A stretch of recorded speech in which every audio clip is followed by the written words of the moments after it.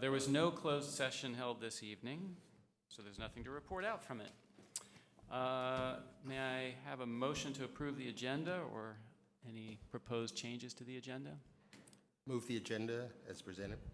I'll second. All in favor of the agenda as presented, say Aye. aye. Aye. So unanimously approve the agenda. So this evening, first item of business is recognition of maintenance and operation employees who I can see are here. Hey. With a well-deserved rest.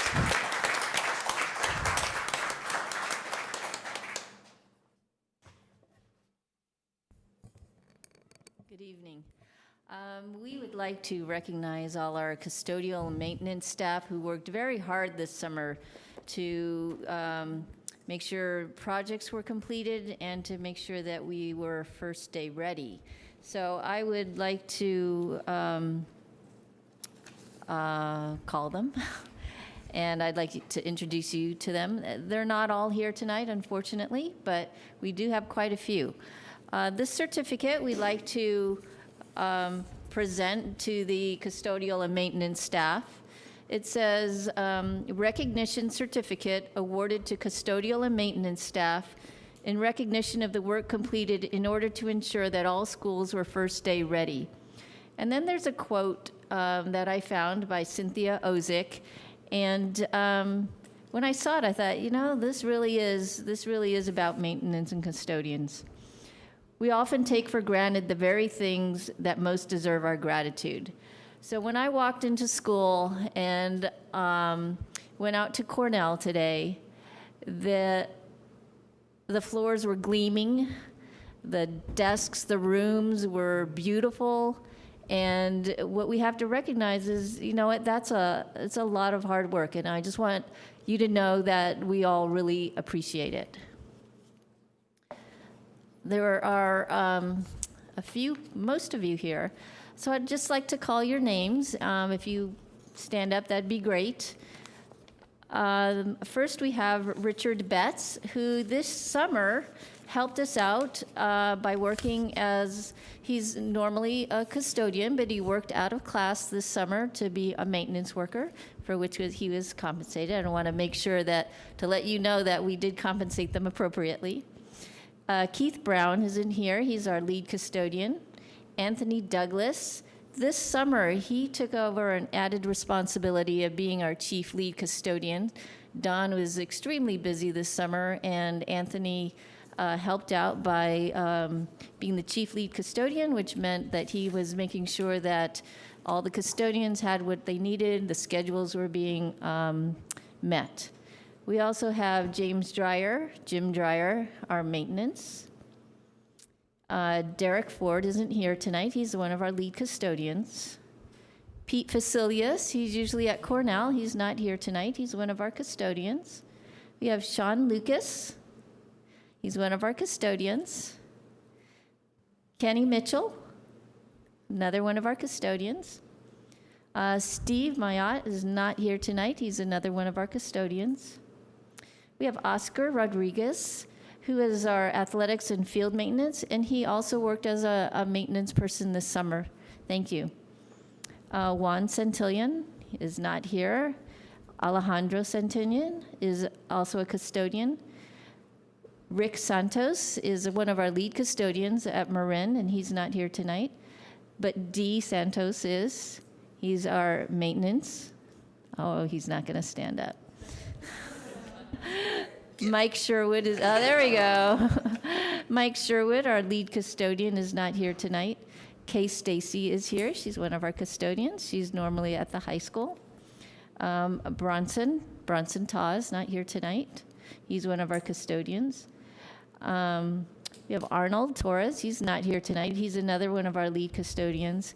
And then Nick Williams is one of our custodians. So again, we really appreciate all the work you've done, and I'll be giving this to Anthony so that he can put it up, okay? Thanks again.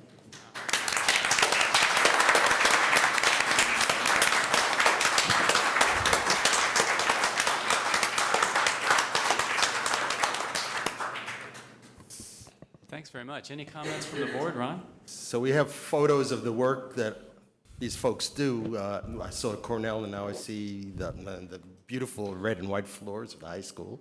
I just want to say that this is every year. You know, I've worked with several of these folks in the past, and they put in 120% constantly. And schools are beautiful when they're open, and, you know, just from myself, and I'm sure from the whole board, just a word of incredible gratitude and thanks. Yeah. You know, just add on to that and what Cynthia said, you know, the only time people usually think about custodians and maintenance people is when something isn't clean or doesn't work. And since everything is pretty much always clean and works all the time, because you guys do such a great job, people don't think about you too much, but we really do appreciate the work you do. We're very thankful for it. One more thing is that I know that some of the folks are actually on site right now, still working. So just, you know, we need to come to you sometimes rather than you come to us. Alan? So I know a number of custodians who have had a positive impact on our students, and we've given special awards, particularly the sports group recognizes the positive impact that you can have on our students as well. So thank you for that. Other comments? Val? I just want to publicly thank all of you for the outstanding work that you do. In the past 2 months that I've been here, I've had the opportunity to come out to your sites and watch you work. And one of the things I really want you to know is that one day I was at Marin Elementary School and ran into the custodians and maintenance workers, and you always had a smile on your face. And I said, you know, you must love doing what you do. And the response was, we take a lot of pride in our schools. You know, it's your schools, and I'm going to echo what the board has said. Our students learn because they come to clean, safe schools, and that's because of you. And so I want to personally and publicly thank you all for doing your part to educate our students. And I would actually like all of you to come forward with the certificate and with Board President Knight, and to come down, and I'd like to take a group picture of you so that we can put it on our website that we're going to be showcasing in the next couple of weeks. So if you guys don't mind, I know you're all in uniform, but would you mind coming out front here and then taking a picture with us, please? That'd be great, yeah. That's you too, Dee. Come on, Dee. No. He just won't get up.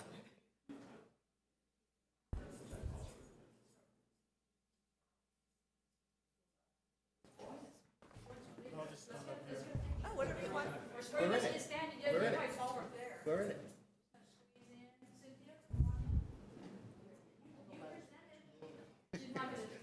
You shot us. Okay.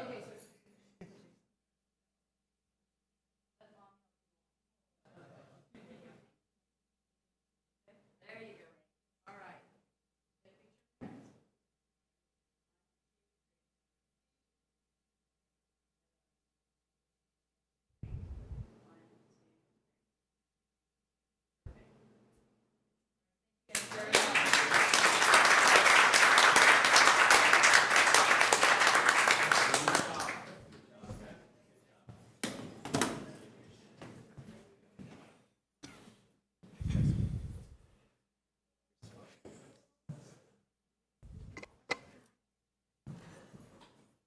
All right. Thank you, guys. Thanks, guys. Thanks for coming down tonight. Good night. Good night. All right, so now we're moving on to our consent calendar. Comments or questions or a motion on the consent? A motion on the consent. I'll move the consent calendar if there's no comments. That may be a first. It can't possibly be true. Well, I had some corrections to the minutes, but I've sent them on to Jackie already, so, Thank you, I have them. okay. Okay, so those are with minor corrections to the minutes. Do I have I'll a second. I didn't hear a second. Okay, so all in favor of approving the consent calendar, say aye. Aye. Okay, so the consent calendar is approved, which means we're flying along. We are at persons to address the board on matters not on the agenda. If there's anybody here to... Oh, the agenda, you mean? I'm having a little technical difficulty. I'll have that fixed in just a moment. There is a board packet in that red binder back there if you'd like to follow along. If anyone's here for matters not on the agenda, now's the time. Otherwise, we'll just move on. That may also be a first. Maybe not, actually. No. No, it isn't. Great, actually, so we have lots of good stuff to do, so that's good that we have the time for it. We're going on to our staff report on First Day Ready.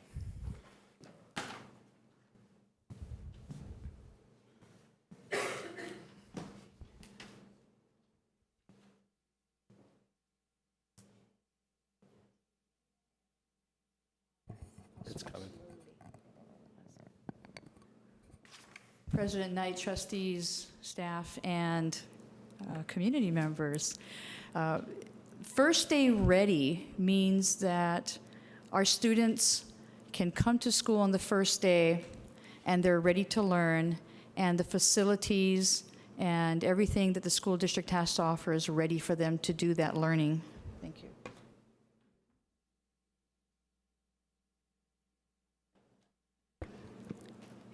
And like I said earlier, our custodial staff and our maintenance and operations staff played a huge role in making sure that our campuses were first day ready. So I want to do just a very quick presentation to let you know of some of what has been happening behind the scenes and during the first day. We must have about 50 or 60 pictures that we were kind of showing them earlier. I couldn't put in this whole presentation, but let me go ahead and get started.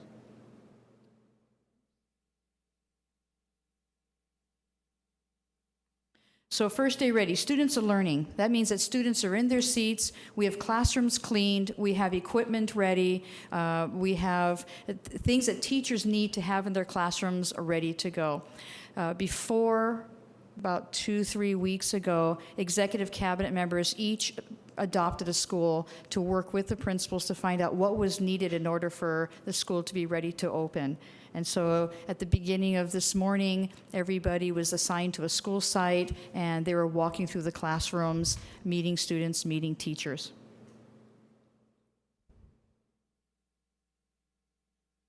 So the portables, we have 4 portables on the middle school campus, 1 at each of our elementary school campuses. Ocean View's new portable is being used for the ACC after-school program. That portable is ready to go with the exception of electricity. And we want to make sure that we are 100% DSA compliant, and the electrician is working very carefully with Don and with Alan to make sure that we get electricity hooked up from the main source that is all DSA approved. We believe that that will happen by next week, Wednesday. In the meantime, we have students that are being absorbed into the other portables for the after-school program. So right now, that classroom does not have electricity. Yes, sir. Just for our audience and our Yes, I said the commitment acronym. not to use acronyms. Yes, it's the Department of State Architect. Thank you. Val? So Yes. can I just check? So during the school day, we're not having to merge classrooms because of that portable lacking electricity, is that right? That is correct. So That it's is- only during after school? It is for the after-school program. Okay. That is correct. Okay, Marin's portable now has a 5th grade classroom in there that is completed, is ready to go. Cornell, their classroom is also complete. That is a 2nd grade classroom. Now, Albany Middle School does have 4 portables, and we had a generator up and running on Monday. And up until 8 o'clock last night, that generator was still running. This morning, the generator was not working. So for today, classes were absorbed into other classrooms. The teachers were very generous in letting us use their classrooms during their prep time. The portable issue has been fixed and was running as of, I think, about 5:30 this evening. And what's nice is that tomorrow morning, the portable will be restarted again at 6:45. Don is going to go out there, and if for some reason that portable doesn't work, Don now knows how to fix it. So I do want to take time to say that Don has worked days and nights and weekends to make sure that our portables are ready to go. So by tomorrow morning, our portables at the middle school will be ready. And I have noticed you and Alan working very hard to talk politely with PG&E about when the electricity will actually begin to be hooked up. And is there any news on that front or timeline? For the Cornell site, I'm sorry, for the Ocean View site, that we believe that the electricity will be completed by probably next week, Tuesday or Wednesday. For the middle school, we are still waiting. PG&E has to schedule the crews. I did see the one inspector on Monday, or last Friday, I believe, and he was taking a look at where the line was going to go across. Where we wanted it to go was right across the street, but because that pole was not sufficient to house the kind of electricity, it had to have a transformer on it, they had to do it on the other side of the street, and then there's some trees there, and so we're being very, very mindful and working with our arborists to make sure that if they have to get the lines through there, we do it with minimal impact to the trees. Well, I very much appreciate how hard you've been working to communicate with PG&E to try and get them to move forward on this process. Thank you so much. Okay. Yeah, I think you've had remarkable success. I've had to deal with PG&E on other issues. And, I was really fearful that it could be a month beyond our schedule, and that's not unusual. I think PG&E really wants to work Yeah. as fast as they can. They have their timelines also, and we learned very quickly that when you do these kinds of projects, that PG&E typically likes 6 months' notice, and so that there's a little bit of a time delay on that. In the area of personnel, we hired about 60 teachers this year and 12 classified hires. As you know, we hired 2 administrators. Yes, sir. Before you go on, with the middle school issue on parking, did we get a sense today of how that's working? Yes, so 30? We actually were able to stripe, they were actually ready to stripe 30 spaces, which would house most of the faculty. I walked by there, I Wow. spent about an hour and a half over at the middle school today and about 2 hours at the high school. And I walked across and looked at the San Gabriel site, and they were striped. There were about maybe 5 or 6 cars. I think people aren't really used to parking there. So the good news is that PG&E has capped off the gas, and we can begin demolition. The crews will be starting demolition next week, right after the 3-day break. So the staff can park there for the rest of this week, but when the actual demolition starts, that parking is going to have to go away until the demolition is done. We think it'll take about 2 weeks, and then they'll have to pack down the earth, and then we'll restripe so that the staff can park there. Approximately how many cars then will go into the neighborhoods when the demolition begins? I would say middle school, about 40 cars. 40 cars? 40 That's going to have a cars. significant impact. It will. I know we've talked to some of the neighbors. How many neighbors would you actually able to contact during the middle of a weekday? When we did the walk out to Yeah. the neighborhood, I think we went with you and with Member Lowe, I think we probably spoke to 5 or 6, maybe 10 people, and left letters that I Yeah. had written. I have received a few phone calls, and actually a couple of parents that saw me at the park at the meet and greet yesterday, who said, "Thank you for leaving us the letter. We weren't home, but we at least got your letter."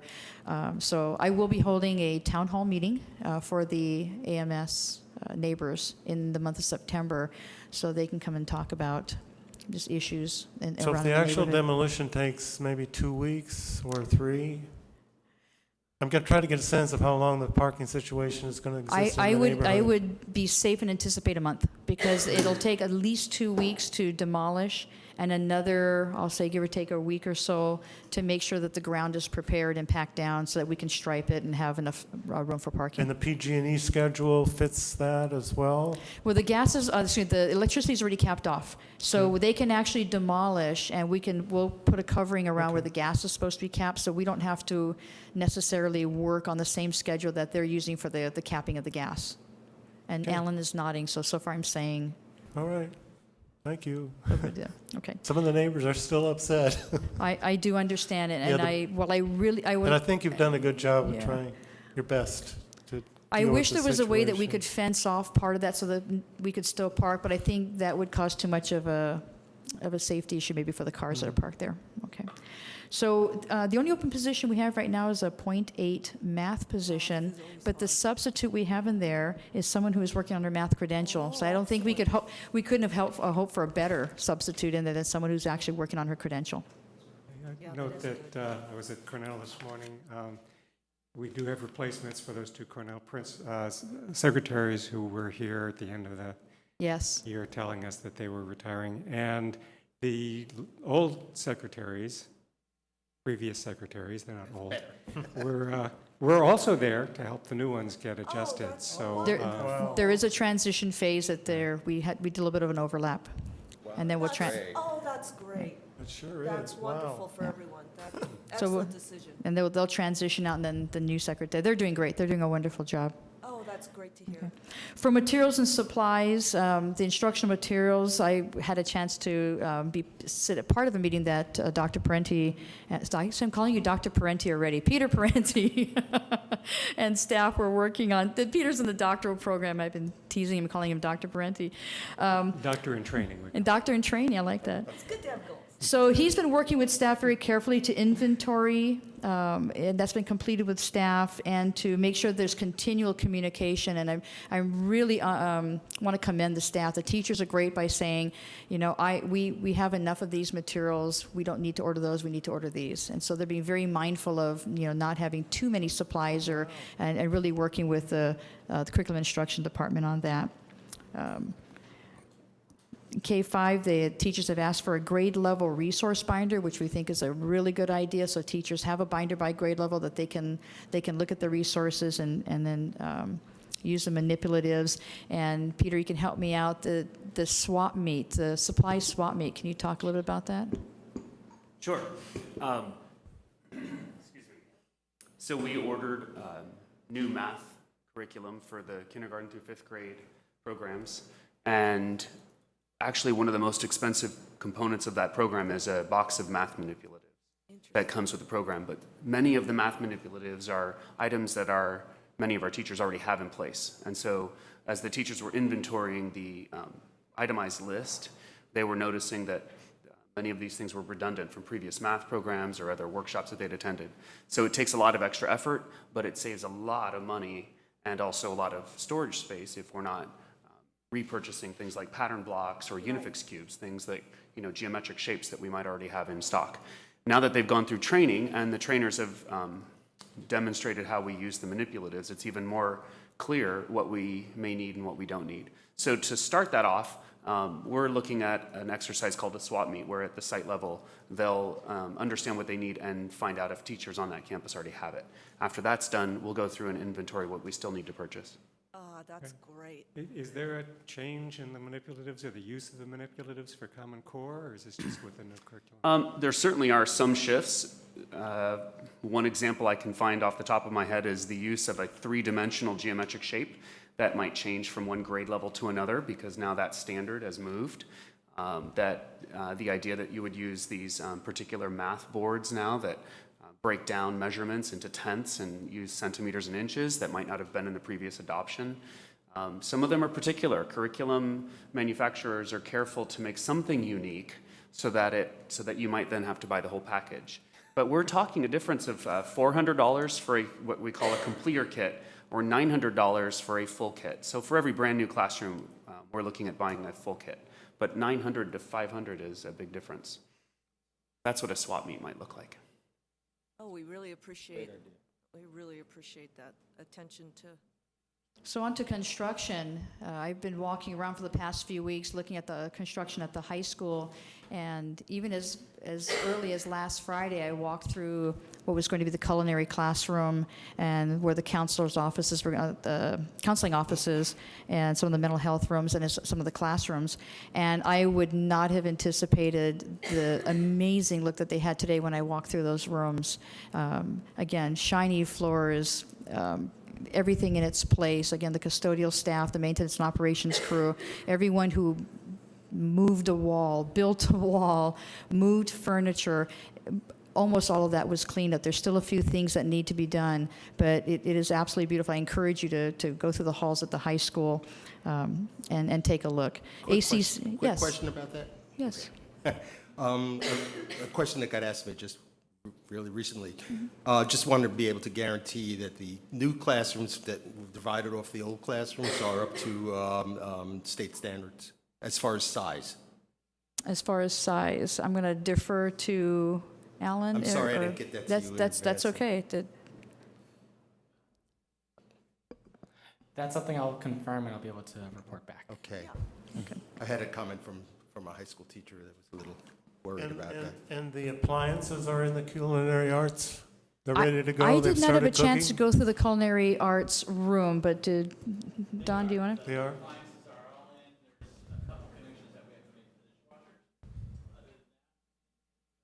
Good. Thanks. Okay, for the benefit of those who are at home, could you just repeat the answer so that, Yes, other than cooking up the dishwashers, everything is good to go. thanks. Did I capture that correct? Okay. So for technology, we had 300 Chromebooks, 4 carts to the high school, 3 to the middle school, 1 to each of our elementary schools. And Dax told me that Ekahau is attached to each of those carts. So that's good that we have that. HR and technology will work to provide information for the Ekahau to all of our site staff. Again, it is voluntary. I actually spoke with quite a few teachers who said, you know, Val, if we have the lanyards, it's heavy around our necks, and if we're teaching young children, or if we're teaching students who like to grab things, leaning over, they'll like to grab onto them. And if they just had a little clip, and I happen to be wearing a clip on my belt, and some of the teachers said, if we had those, that would be a bit easier. So we're looking into seeing if we can get some clips instead, so it can be hung on a jacket or a belt loop or a belt, so make it a little bit easier accessible for the teachers. So we're going to be looking into that. You have to be sure if you've got a clip that if someone has to grab it and tug it, that'll still work, because if it just pulls the clip off and it doesn't set the alarm off, you might have a problem. That is true. You'd actually have to pull it. It's like mine has a little clip on it, but the nice thing is that if someone pulled it off by accident, it wouldn't set it off either. You really have to hold it and pull it. Right. So but, we would have to take a look at that. Yeah, you might want to have people just practice, because in a panic situation, Right. you're not They'll just thinking pull it off. clearly. Right. Okay, yeah. The internet bandwidth is now, I'll say, wider in my layman's terms, going from 10 megabytes to 1 gigabyte. My understanding is about 10 times faster for our internet now, our capacity. And then we have new computers placed in the library at the high school, and the middle school computer is moved to the new lab. So an awful lot of movement's been going on this summer, an awful lot of cleaning, an awful lot of construction. So what's in the space where the computer lab used to be at middle school? Oh, boy. There you go, Marcia, thank you, Dr. Brown. Isn't that the culinary classroom? Well, I don't Yeah. think so. That's what I Are you was talking about hoping. the middle school? It's now the resource lab. I can't hear you. It's the resource lab. Right, not a culinary arts. At the middle school, correct. No. There's no culinary arts at the middle Right. school. And the resource lab, what's the, They work with children with IEPs good. and some other students with special needs. And the new location of the computer lab?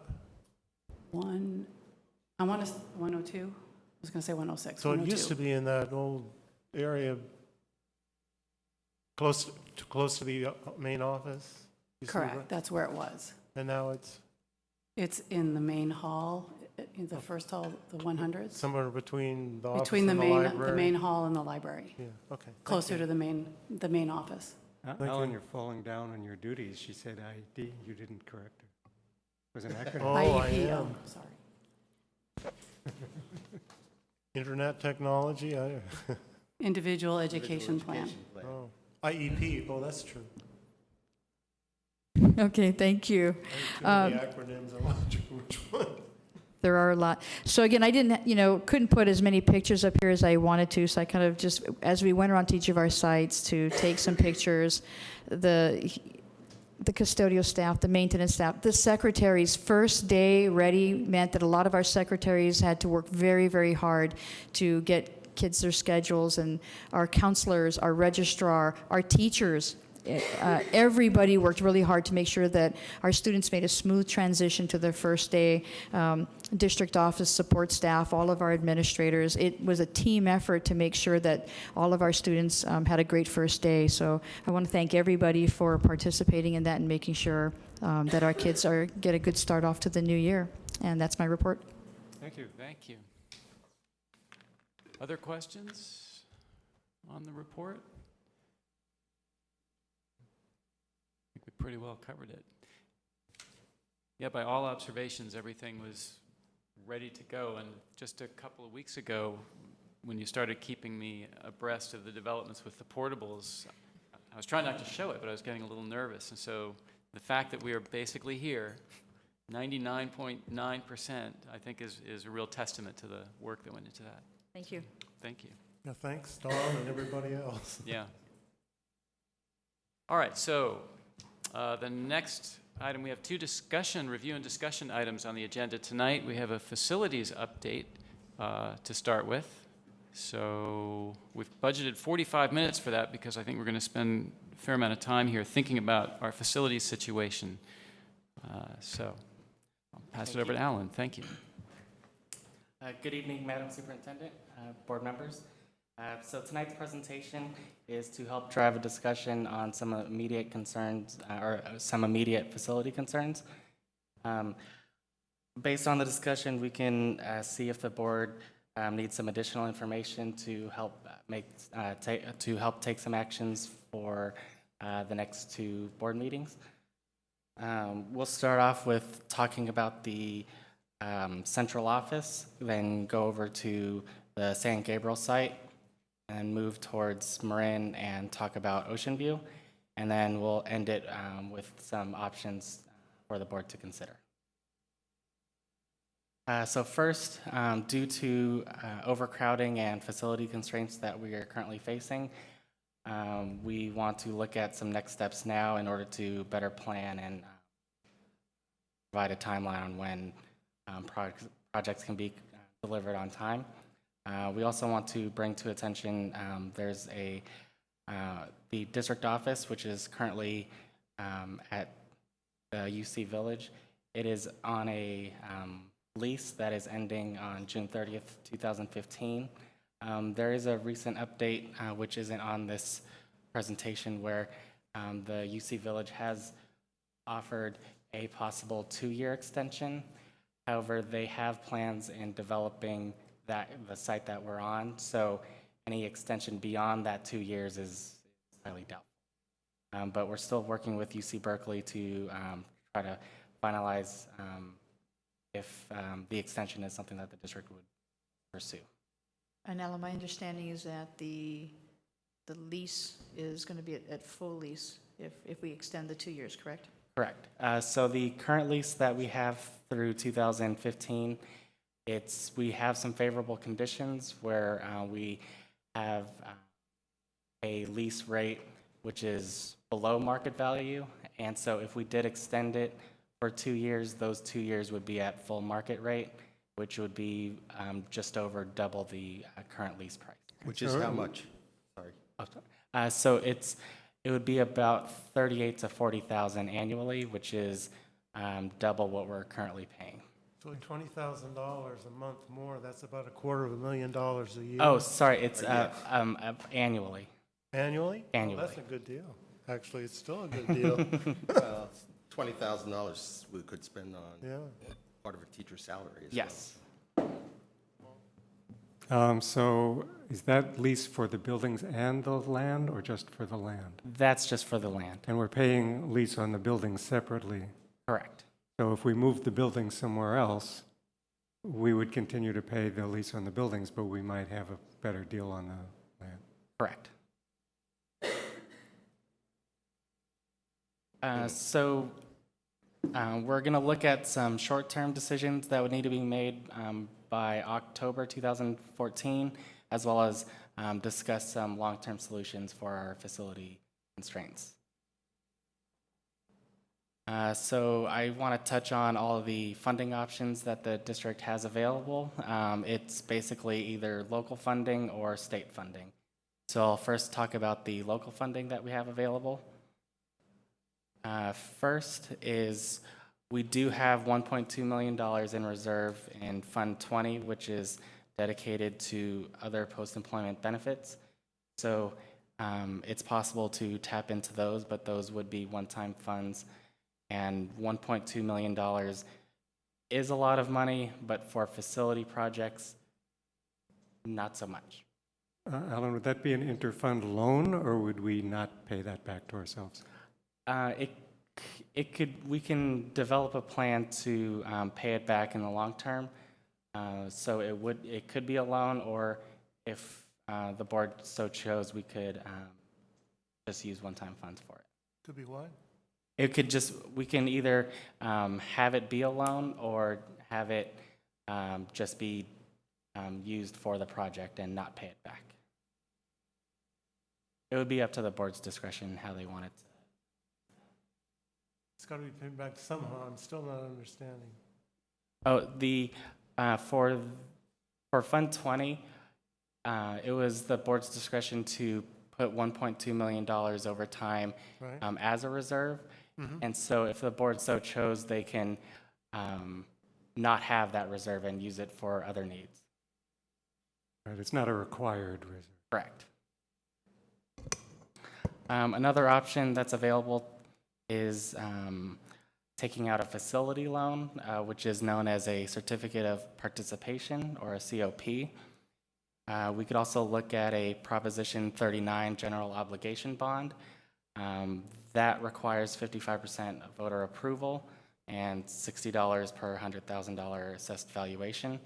However, there's a limit on when we can actually go to voters for this type of bond. And we can also look at a traditional general obligation bond, which requires 2/3 voter approval, but does not have a maximum assessed valuation rate.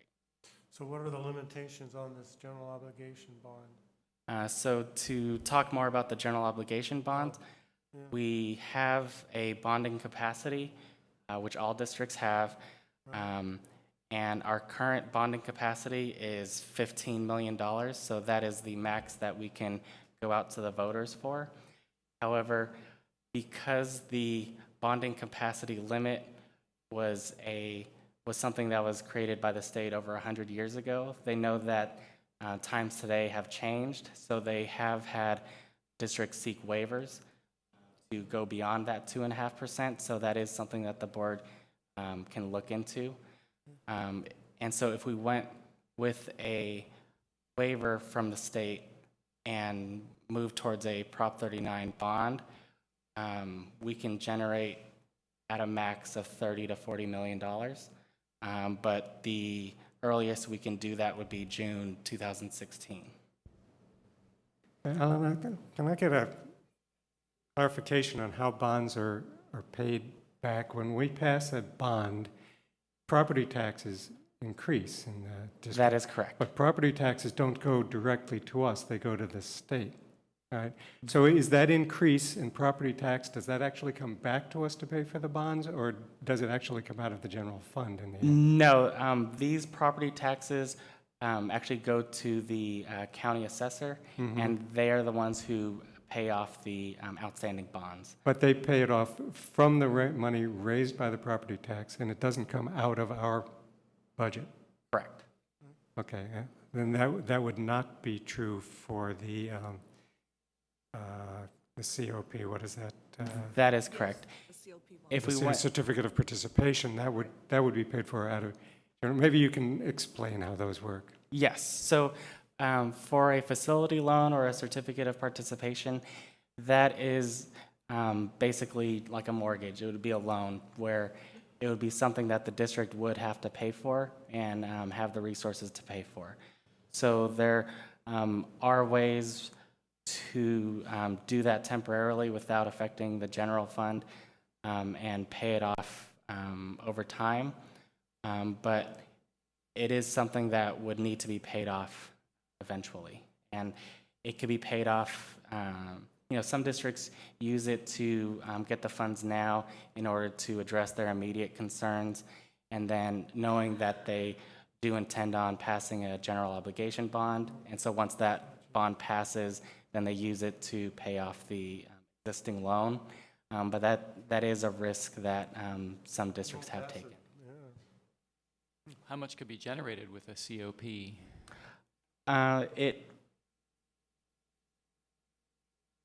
It would depend. I wouldn't go so far to use it liberally, so I would only request the board, if they did go that route, to just take out the least amount needed to complete an immediate project.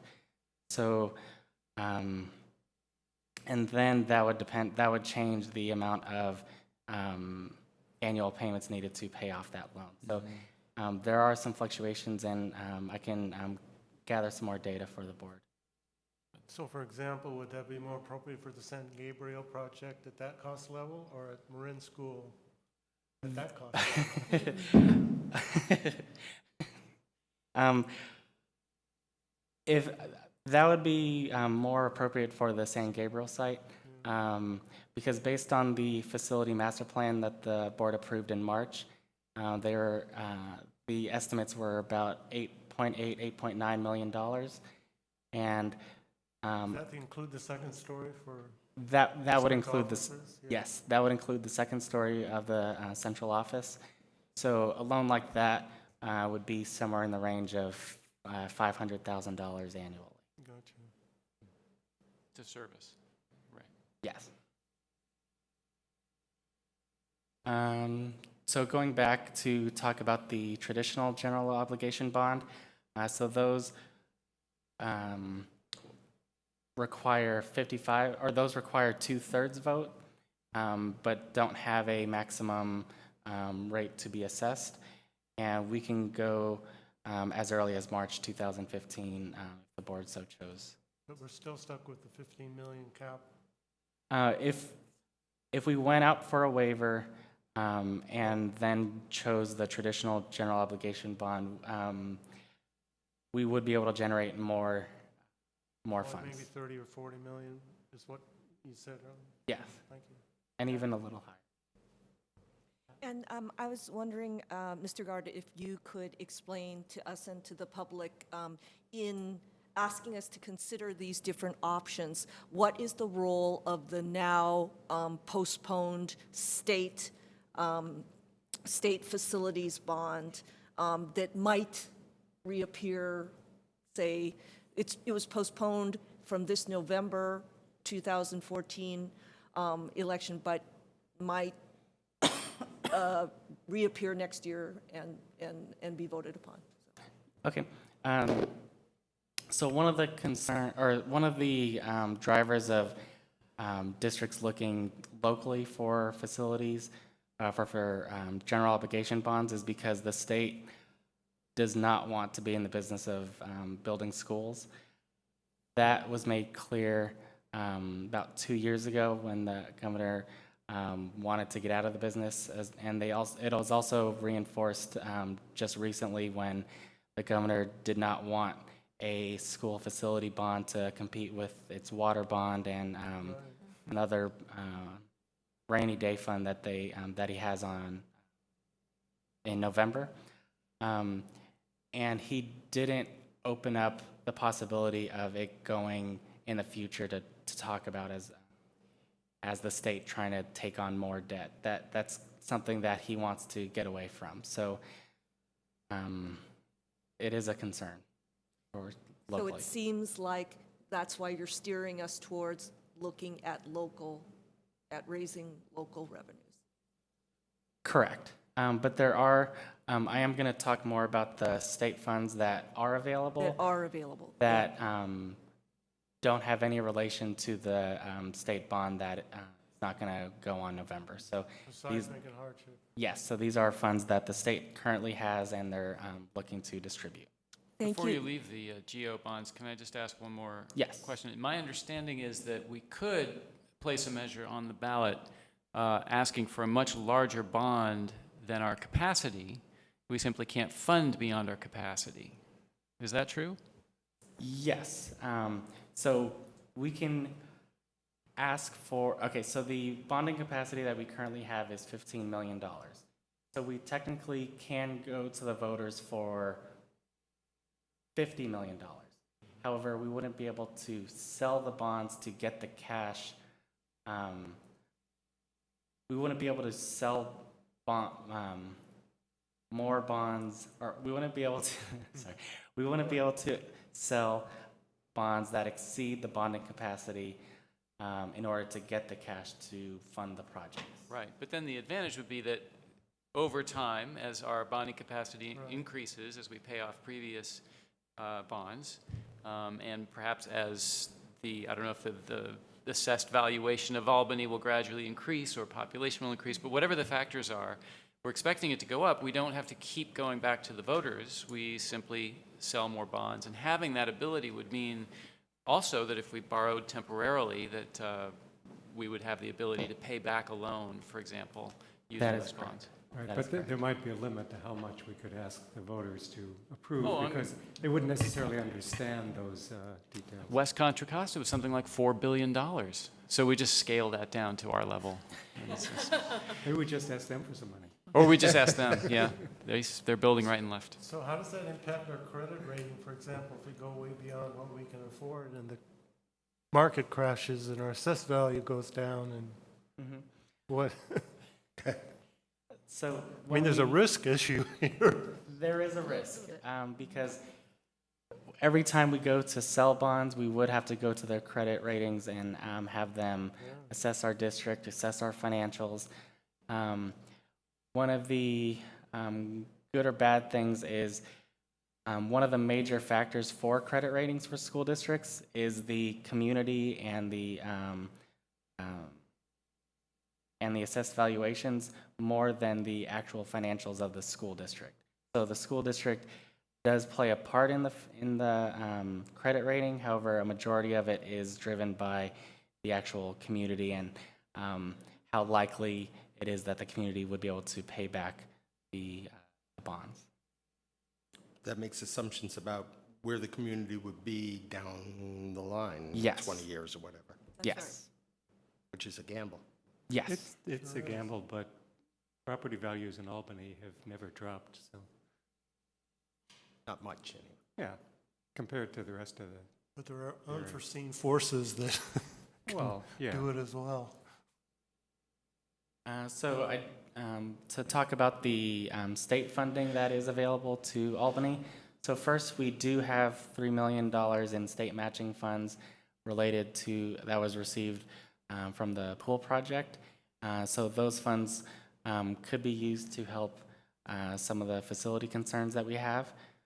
We also are eligible for what's called seismic mitigation funding for Ocean View and Marin elementary schools. Those would require a 50% local match. The other state funding that could be available to us currently is financial hardship funding.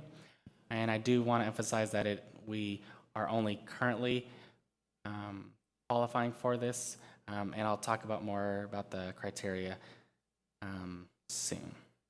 Would you mind elaborating on the limited availability of the seismic money, and to clarify to the public how likely our chances are of getting that, depending on the timeline of? Yes, so, sorry, let's go. So the seismic mitigation funding and the financial hardship funding, they're both from the state, and they both have limited funds that are available. One of the good things is, even though there are several schools across the state that qualify for seismic mitigation, because it requires a 50% local match, there's many schools that aren't taking advantage of that funding. Also, financial hardship funding is very hard to qualify and get into. So unless a school is able to generate funds locally to meet that 50% match, they aren't able to tap into either pots of money. Luckily, Albany does qualify for both funds for Marin and Ocean View. So if that was something that the board wanted to take advantage of to have the state pay for a majority of those schools, that's something that we could definitely look into because we would qualify. Two questions. Yes. The $3 million state matching funds, that's matching the bond funds that we raised? Yes. So For the pool. So those $3 million come under the Bond Oversight Committee? Yes. Okay, and I don't remember the other question, so you go ahead. We've never come Mr. to a Board Member. conclusion on whether or not we can access that or whether or not Well, we that's. put it to the voters or, And correct? Right. Yeah, that's coming. I think that issue you're going to. Oh, right, and the other question was, we don't qualify for the financial hardship money until we have encumbered that $3 million, is that right? Well, we don't. no, if we do qualify for financial hardship funding, however, if we don't use up all unencumbered funds, which is the $3 million in state matching, also the $1.2 million for other post-employment benefits, as well as another $400,000 in our deferred revenue fund. If we don't obligate those funds, the state will basically sweep those, so the state would just contribute less. They will require us to use those 3 million for, less or 4.2 Yes. Right. million less. Okay. right. yes. Thanks. Alan? So what's our source of this 50% match to get those seismic funds? So for seismic mitigation, because it requires a 50% match, with us qualifying for a financial hardship, that would be used for the 50% match. Okay, So it's basically the Yeah. state paying the state.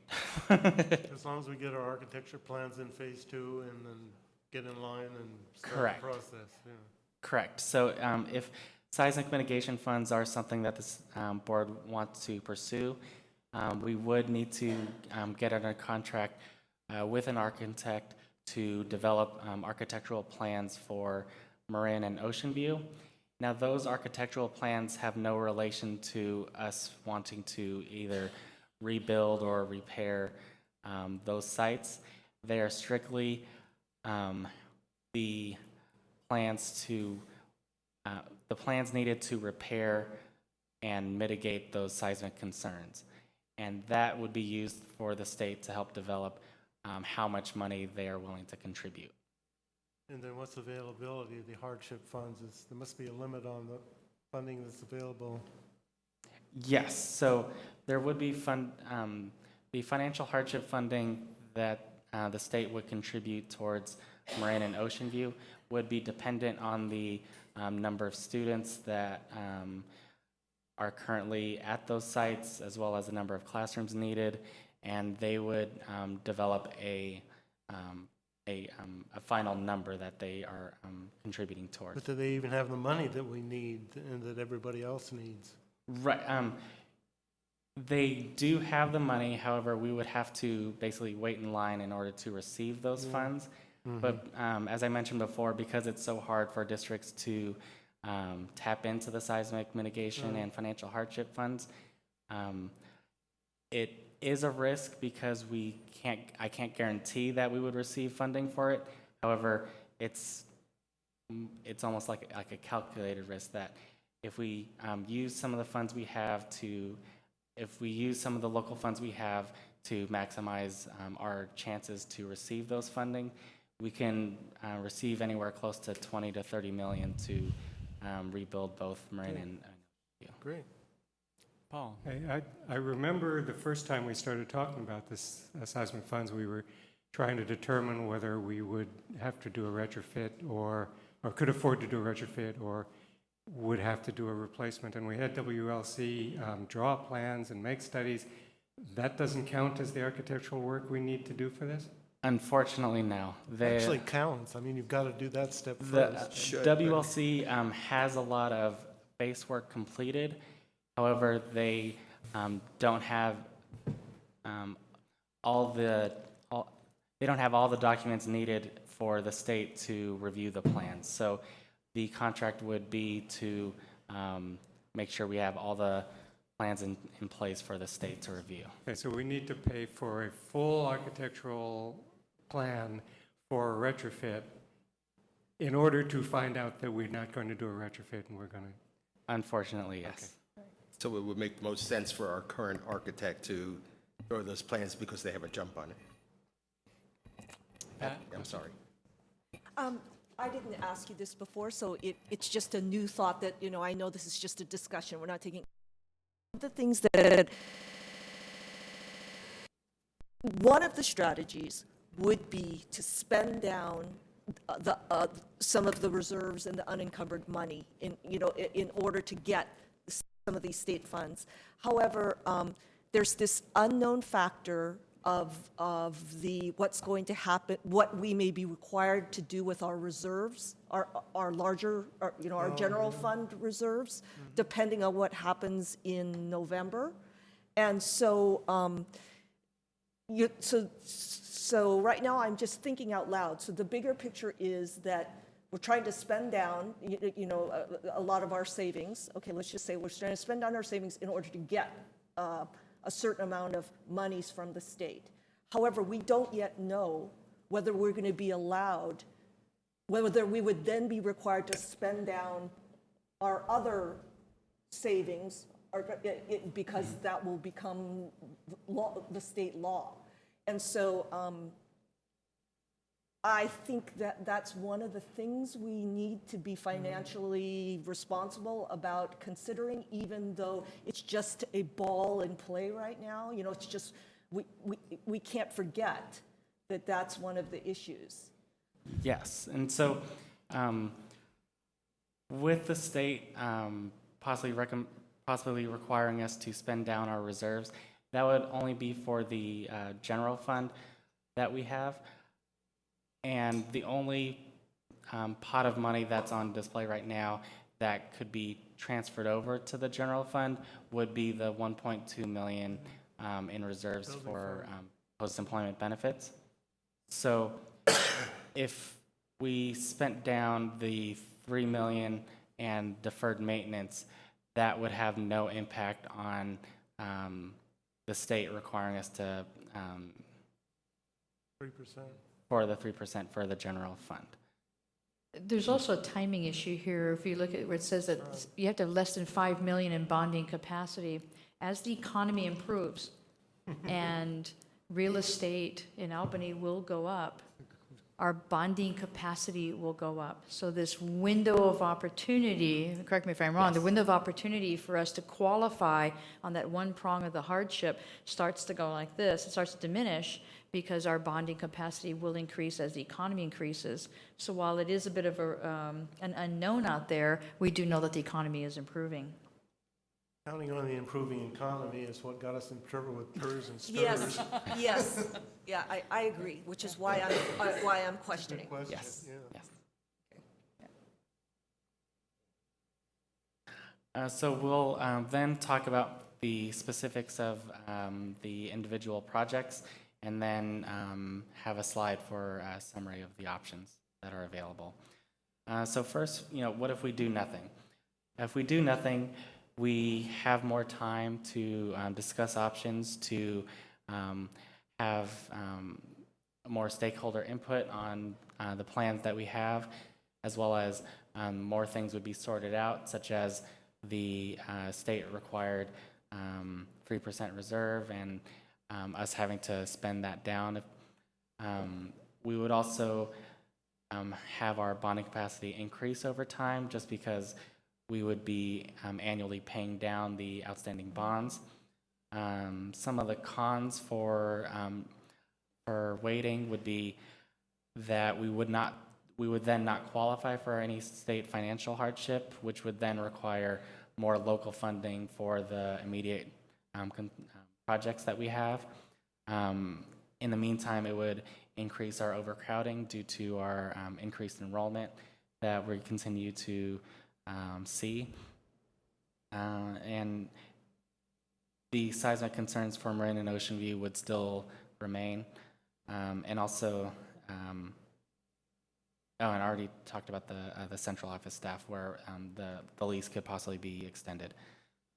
So those are just some of the cons for not making for waiting. But what we can do this year, if the board so chose, was kind of finalizing the funding plan for Marin, looking at a funding plan for Ocean View as well, approving an architectural plan to either repair or rebuild Ocean View, looking at the San Gabriel site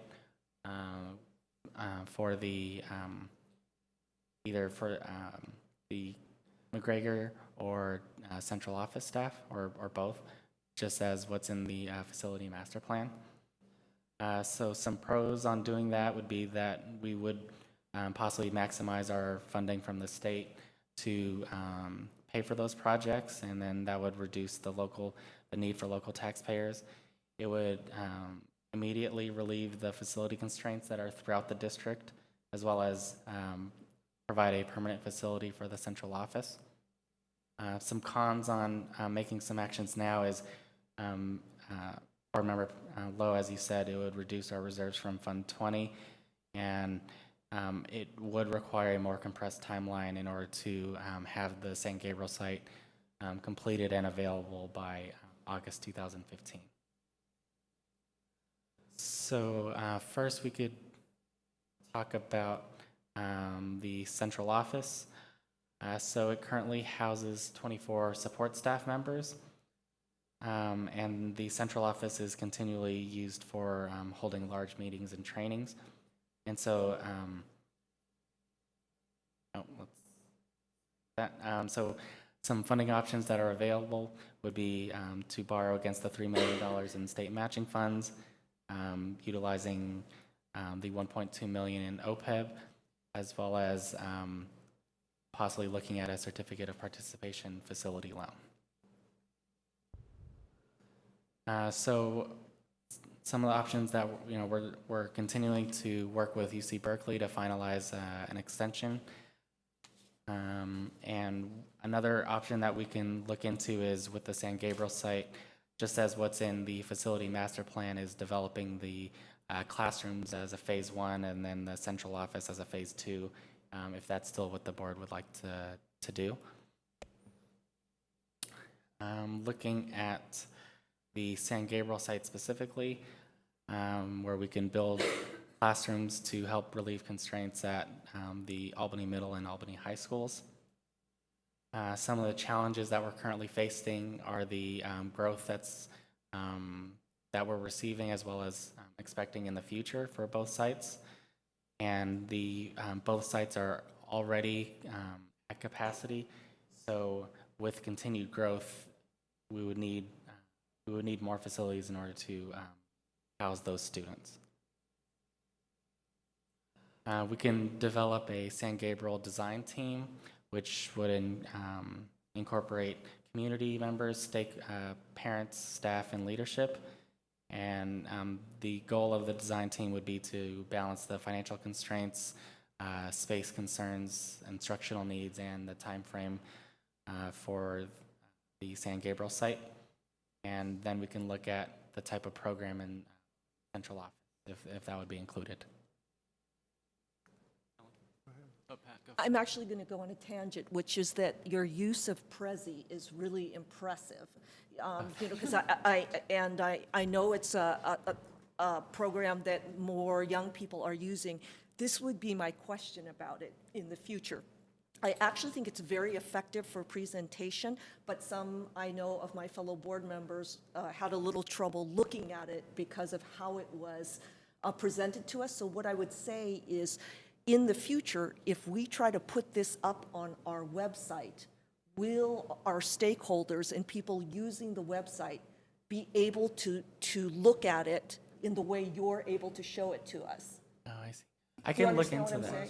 Mm-hmm. Okay, because that would be, I mean, I'm very impressed and really excited myself to try to do a little more with Prezi, but you need to think about from the consumer point of view, you know what I mean? So it's great for us to look at it and to see this information, but how transparent will it be for other people to be able to access it. Yeah, you gave us a link to the Prezi, and I was able to bring it up, but I have a Prezi account, and I'm not sure I could have done it if I didn't have a Prezi account. Oh, I see.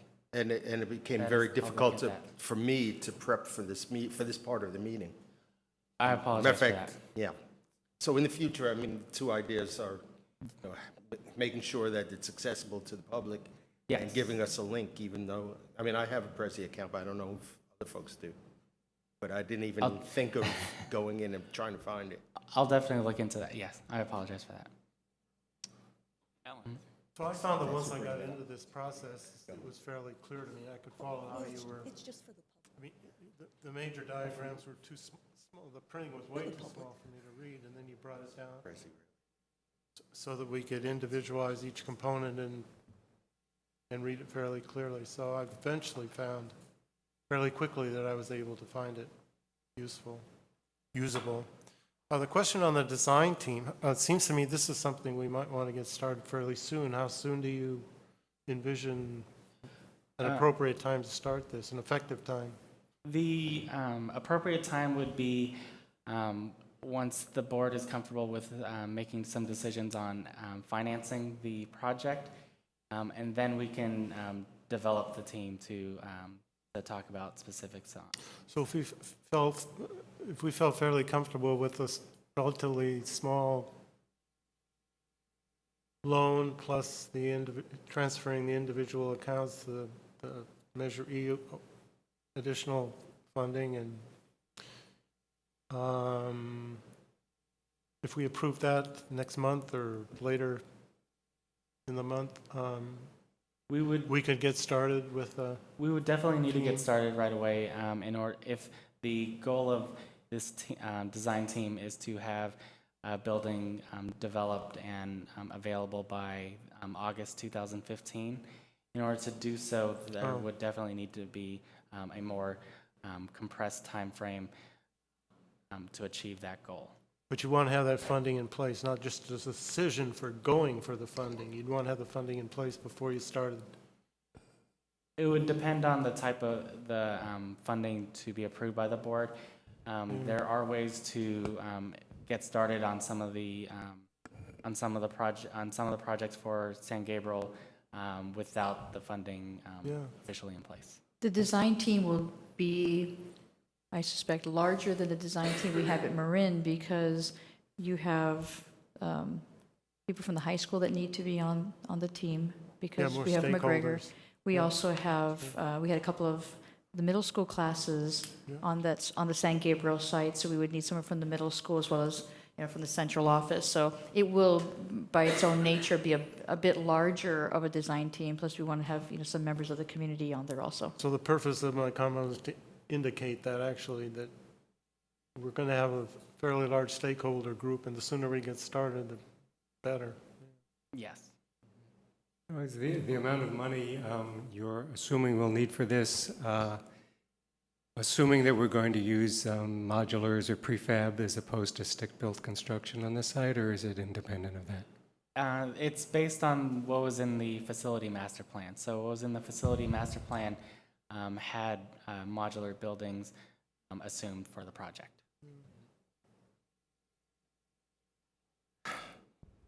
So as I mentioned, some of the funding options are the $3 million in state matching funds, facility loan, and what's in Fund 20. So some options is if we plan to have the San Gabriel site occupied by August 2015, we would definitely need to get started now. Or if we postpone the plans until and construction until there's more local funds available, that's another option. So slightly on the side, I brought up a sticky subject a few meetings ago, which is, and we didn't really get a chance to discuss it, but we have, and I know one of the reasons we didn't is because the other folks use our facility, but we have a facility on Solano Avenue. We still haven't, decided what we're doing with that, and I know we don't want to displace the Y, but somehow in the plan, we have a great facility, a great spot there, without a facility that we can use. and I'd like to still consider a way, thinking about the needs of the Y to eventually create something that could be useful for us and for the Y at the same time, so we wouldn't displace them. Because it's an ideal place for a central office. Definitely. And we're getting, a lot of feedback from some of our neighbors now who are behind the San Gabriel, talking about not wanting a second story. So, Yeah, I so, looked at, I'd like to, I think we need to discuss that if we're talking about an entire facilities plan. yeah, I agree. I think the facilities plan needs a little more work in order to bring that into it. Just as an aside on the San Gabriel site, since you mentioned, our neighbors, I did look at that, in computer map and see the siting and so forth. And I think, and it's again something that the architects would have to look at and we'd have to consider, but I think a two-story structure that was on the street side rather than the backyard side Right. of that site would have less impact on the neighbors. So just by changing the siting of the buildings on that side, we might satisfy the neighbors' The concerns. Google work. we need a lot more space than we have. And there are places that we could create more spaces at. And we need a lot more money than we have. And we also have places that we might want to sell to create more funds, so. That's another but question. it's- yep. Okay. Alan? So do we still have access to those plans for the YMCA site? There was a pretty extensive study done 8 or 10 years ago. Do we still have those plans so we can see the possibilities that were being considered at that time? I could research that to see Yeah. where those plans are. I would think we would, but we've moved since then as well, so moving, About 9 years ago or so. Yeah, I believe that included some commercial development. on it the did, site. yeah. As one of generate the funds. options. There were several options considered. I'll look into that. Okay. Let's throw more mud into So then we can talk about the Marin Elementary School.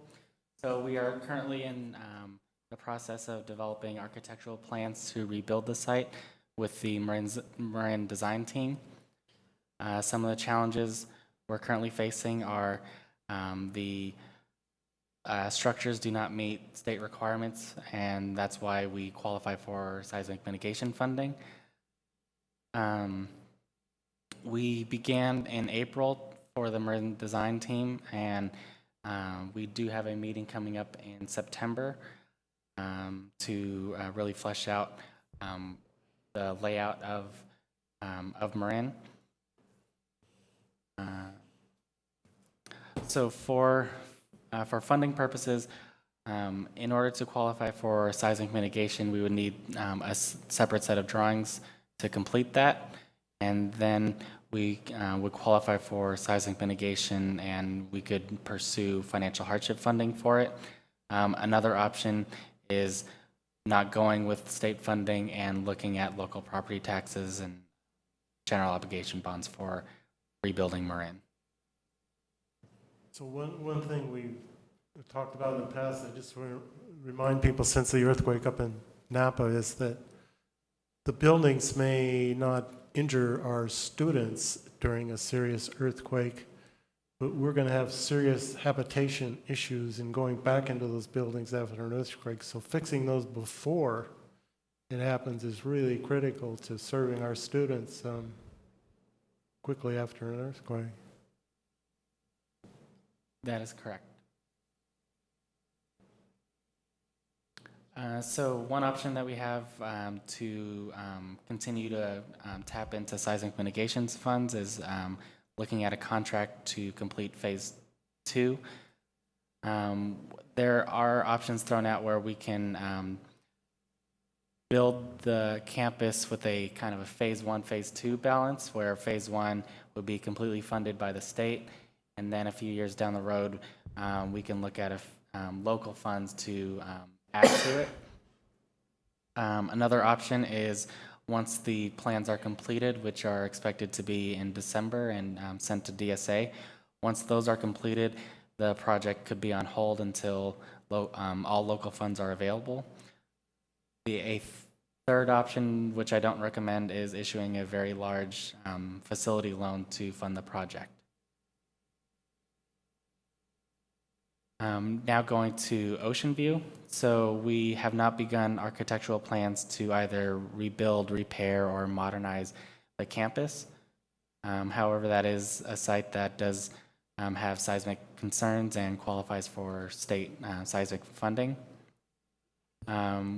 We can start developing architectural plans and bring in a Ocean View design team similar to Marin, and start designing what type of facility could be used for Ocean View. Some funding that could be used for that is similar to Marin as well, where we can look at state and local funds. But we still only have that $3 million for one site. It's not going to be Correct. Ocean View and Marin. Correct. So some options could be we can use part of the $3 million to get the architectural plans going for Marin.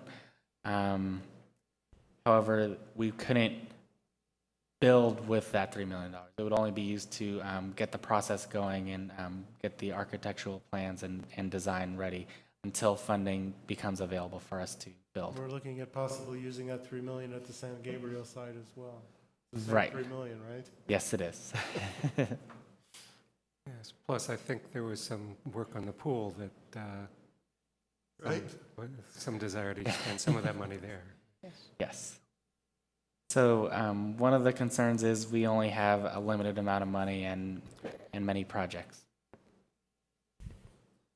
So some options is we can develop Ocean View similar to possibility of Marin, where we do it in a phase 1, phase 2, developing the entire campus with state funds and then looking at local funds for adding to it. Or we can hold off on architectural plans until money becomes available. And so those were the details for each of the 4 major facility concerns that we have. And so now are some more precise options.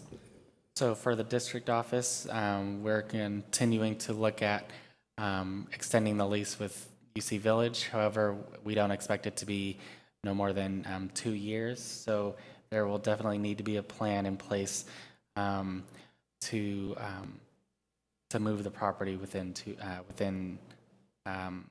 or by June 2017. For the San Gabriel site, we can begin plans on developing that site and getting a design team ready. However, we need to finalize the type of funding that would be needed to fund that project, which is based on the facility master plan, $8.8 million. For Ocean View, we can pursue both seismic mitigation funding and financial hardship if we do it soon. And we can get under contract to develop architectural plans to rebuild or repair Ocean View, depending on what the design team came up with. And a recommendation is to look at having the state pay for phase 1, which would be a majority of the campus, and that way it lessens the cost that local taxpayers would have for that project. Just to clarify on that, the hardship funds, it's possible that we could draw 2 chunks of hardship funding, one for Marin and one separate one for Ocean View. We're not limited to a single for the district. That is correct. For its per project. That is correct. Right? Okay, thank you. We would only need to move quickly for both projects if that was the desire. Okay. And I recall at one time looking at improvements to Cornell as well, and we haven't even, I know we had plans for that. And a design team Yes. to consider what was needed. I just want to make that observation. A lot of design teams going on. A lot of design teams going on. Well, yeah, I mean, certainly we've had the whole facilities master plan. Cornell, seismically, is our okay, strongest elementary. Yeah. Yes. And so, Marin, with architectural plans already in process. They are further along in obtaining and seeking state funds for it.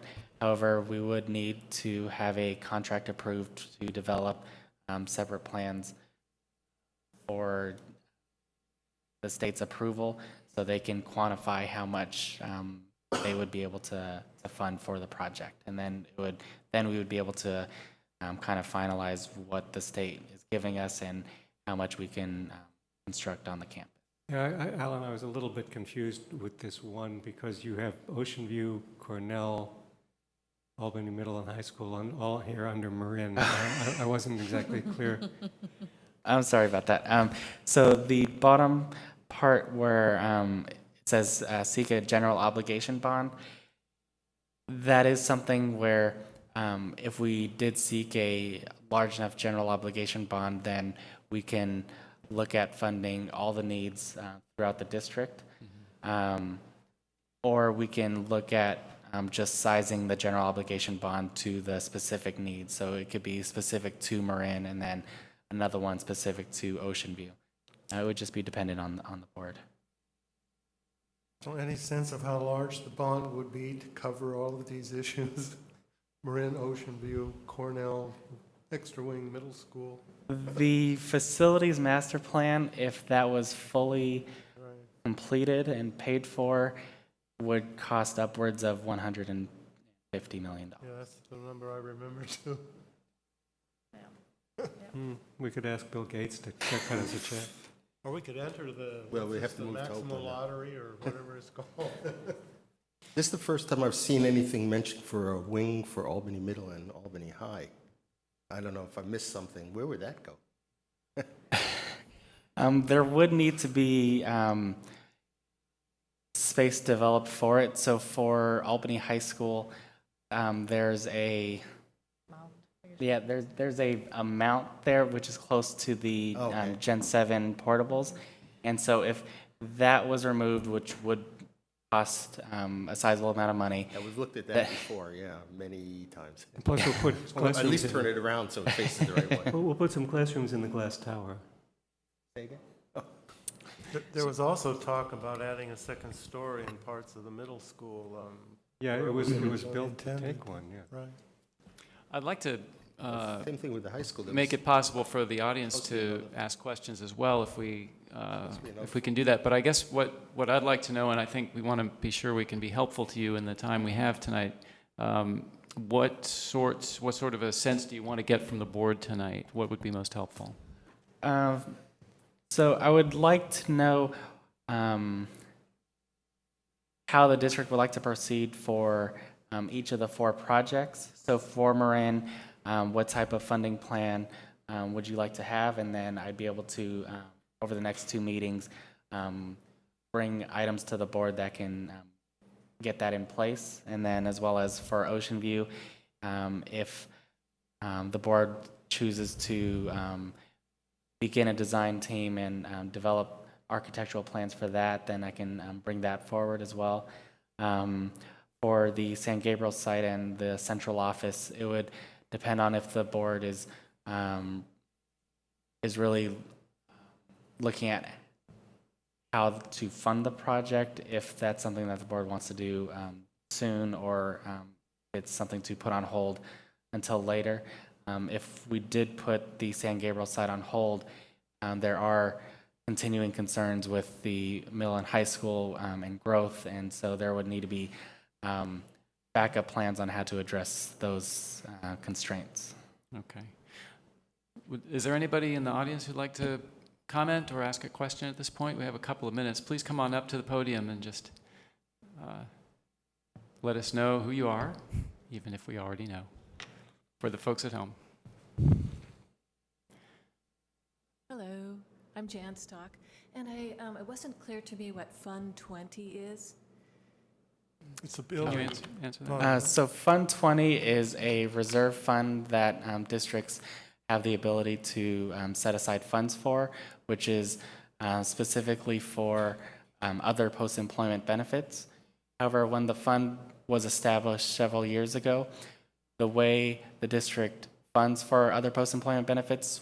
We'd Wait, never. wait, what's that? The Oh, sorry. Post and the Sorry. employee benefits, So, I didn't get that. Other post-employment benefits are retiree benefits for medical, dental, vision after an employee retires and qualifies for the district to contribute towards their medical costs. Right, it's other benefits than they get through their pensions. So the district funds their medical benefits, the pension just gives them a monthly allowance. So you borrow from the benefits? Basically, we're paying for those month to Yeah. month. We never fully funded Fund 20.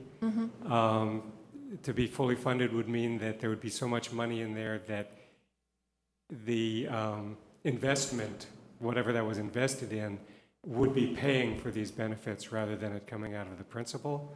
And I don't think there's any district in the state probably that's fully funded. That is, There are, I asked that question Oh, yeah. many From- times of our auditor.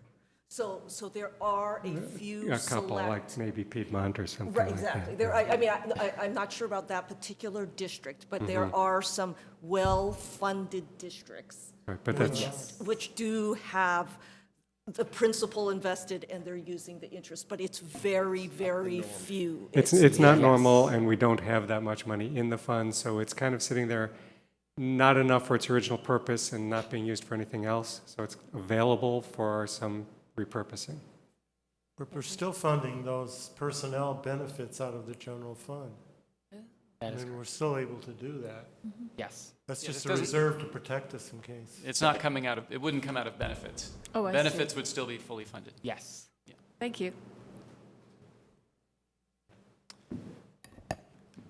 All right. Other questions from the audience? So let me turn to the board and just say, I think we should probably give some sense of where we're headed with this, and we have to at least consider the recommendations before us and the funding that we'd like to use for that. So I don't know if you'd like to just run down and say what's on your. Well, say what you're I have thinking one about this. question first, if I Please. can.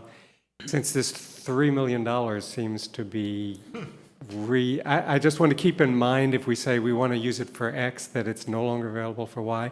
And I would be curious to find out what they would like to fund at the pool with that money, because we need to prioritize that with the other Definitely. options. I'd I like to- noticed Amanda Garcia was here. She's been wandering in and out, but And before we comment on it too, I mean, I should remind the board that we did decide last year that we would put it to the voters before reusing that funding, and that was That's right. only for use for high school classrooms. We never even talked about using it for elementary classrooms, which was one of the ideas in this presentation. So, Or for Or for the pool. or for the pool. Well, right. oh yeah, it could be, but it could be used now for the pool. Right. The question for the So I would voters like to be- hear what that Yeah. is. And so to clarify, because the $3 million is state matching funds from the state and not proceeds from Measure E, there's 3 options to use those funds. First is to pay down outstanding bonds for Measure E, or pay for new expenses based on the Measure E language. The other option is to pay for capital expenses related to facility needs throughout the district. And so using that third option, that is how those funds could be used for elementary Okay. projects. But So- the legal opinion that we got on that was really sketchy, to say the least. Yeah. Because those funds were generated because of Measure E. Could I clarify, though? And I'm not the financial expert, but Wasn't that legal opinion not for the 3 million, but for the remaining? Bonds, right. That is It was correct. for the remaining, it's not always clear to me. It's not clear to I'm me. clarifying too. It was for the remaining 400,000. That is correct. So what is the need at the pool? What do they want to spend it on? Unfortunately, there hasn't been a recent CBOC meeting for me to meet with them. However, there is one scheduled in mid-September where I'd be able to gather more information. Maybe Amanda knows? No, do you know what they want to spend the money on at the pool? Can you come to the Can you microphone? come up? Oh, sorry. You've been sitting Don't here, you ask might her- as well. Don't ask her questions if she's still recovering from.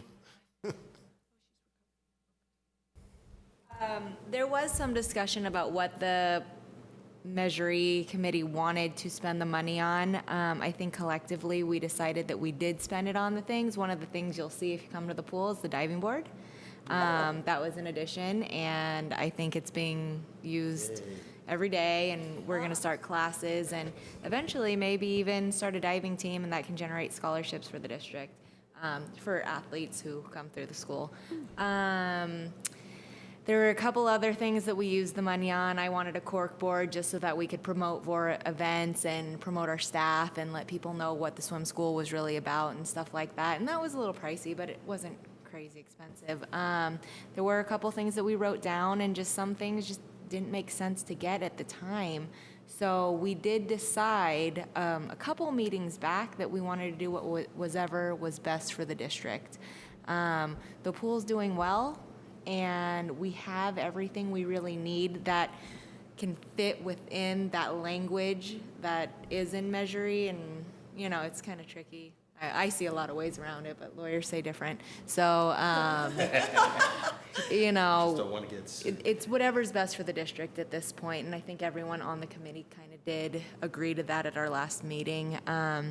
So we do need to have another meeting and kind of decide where we're going to go with that, but we won't be able to do it till September. Everyone kind of went on vacation, and we're in and out of the office, so we want to make sure that we have a full quorum and make decisions that we want. Great, thanks. I remember when we built the pool that it was deep enough for a diving board, and there was some discussion about whether we would ever put one in, so maybe we didn't need to make the pool so deep, so I'm glad we're making use of I it. am. Is that So in the one, outdoor pool? It is in the outdoor pool. The indoor pool is not deep enough for a diving board. It is deep enough to teach diving in, but not deep enough for a springboard like we have, so. I'll take a look at it. It was really controversial when we. All right. at one time, there was this talk about having a partial roof near the building itself, so that people didn't have to stand in the rain. It's okay to swim in the rain, but to stand in the rain and do swim event logistics. I think we discussed. I know we have temporary tents out there now. Yeah, serving the that purpose. canopies kind of cover what we need, the tents that we go up. I know that we did have some discussion on that structure. It kind of got dropped. Yeah, I think it's working very well the way I it do is. too. There's not a lot of deck space as is, so to be able to put Right. in a structure that's stable there, we would have to manipulate, like for our rescues and stuff, we already have all the diving blocks on that side, so it already makes a rescue, if we did go to that side, more difficult. So to add more poles and more structures and everything for us to go around would kind of create a safety hazard, in my opinion. So when we do have those tents, it kind of fits perfectly where the legs Yeah, they are, do. that one is on the Sure fence do. and one is on just the side of the pool. So it does work well. We just need to provide those canopies when we do have swim meets there, so. Thanks, Amanda. Thank you. Yeah, we're running about 15 minutes behind, so we should probably sum up if we can. Do you guys want to just give us your thoughts on how Sure, to go proceed? down the Does that line. seem- Guys, if you want, just start. Do you want to run down the row? Ron, do you want to, what's your thought about about the recommendations you heard? I need to think about it a lot more, but, it's clear that we need to do something for our facilities. So we have to figure out how to pay for it. Financial guy, I'm the educational guy. But, we need a space either for McGregor, we need space for the administrative offices, we need more space for the high school. We need more space, and we need to fix Ocean View and Marin. So, it doesn't seem like there's much else to say. Let's find a way to do it, and that's legal and makes sense, and it doesn't obligate us stuff we can't pay back. All right. Pat? I didn't come here with a specific That's okay. list of recommendations, but I will give some thoughts about the community, because I think it's very important to consider how you approach things with our community. And also, in presentations, I'm not a financial expert with regard to general obligation bonds and that sort of thing either, but in the presentations that I have seen, in general in California, one of the things that voters do support are bonds for education, for buildings and especially for local. And that is especially true in our area and in Albany. But, so at the same time, while I feel confident that we do have the community support if we go out to them and we ask them to support financially these things, we then have the obligation to be as financially responsible as possible, which might mean looking, trying to save the money through these financial hardship applications. But B, maybe even more importantly, because our community is so invested in the schools, we have to give them the time necessary to give the input that they want to, in order to do what they want. So I'll just say one or two more things and not come to a conclusion and see what you think. So my impression already is that the community is behind the need to rebuild Marin. And as I mentioned before, I said that most people like Ocean View. They don't feel such a press to change it as much, but they want to make it as safe. So I see going out for the financial hardship money and trying to move quickly on those two as something that the community has already said they're willing to do and that they want to do. I am not as sure about very quick movement on some of the other issues like the McGregor site. I mean, I think those things need to be done, but I think we've raised some issues. There's been some thinking that we've said. We've talked about the Solano Avenue site. We've talked about the concerns about how to use the McGregor site. And so, I know we are pressed by the fact that UC is only going to give us 2 more years, but I don't think that should be the reason why we rush in that case. So that's my thinking. I'm sorry I can't be more definitive. Okay, to add to what Pat said, I think, I pretty much agree with everything she said. For the McGregor site, though, I think we did have some fairly lengthy discussions about this before, and it was my impression, and maybe this is not true, or maybe it doesn't work out that way, that we could build with modulars or prefabs on the McGregor site, a 1-story structure that would accept a 2nd story, so that we could very quickly and pretty much with money in hand relieve the portables problem at the middle school, get our parking back at the middle school, have our classrooms for the high school, and be able to add that district office later when we had more local funds to do that, or decide to put it somewhere else, as Ron suggested. So I'd be very in favor of moving quickly with a phase 1 at McGregor. And I think the process is already well underway at Marin, and I'd like to just see that go forward and be able to go for the seismic and hardship funds at Marin, and with Ocean View to follow as it becomes logical to do that. Alan? So I pretty much agree with what Paul just said, but I would like to hear what you have to say. You've given us a very comprehensive set of options, and I think you really understand the issues that lead to a proper set of decisions. I really appreciate what you've presented to us. You have a good understanding of the financial issues as well as the facility needs, and I'm sure Don has helped you with that. I would like to see what your priorities would be. After we hear from Jonathan. What? Yeah, we have to hear from John. We have to hear from Jonathan. Yeah, first, what? I was just talking. I'm sorry.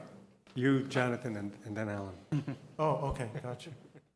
Yeah, I might as well follow on. So I agree with a lot of what these folks have been saying. I guess for me, I agree with Paul that a 2-phase implementation at San Gabriel makes a lot of sense. We have had extensive discussions.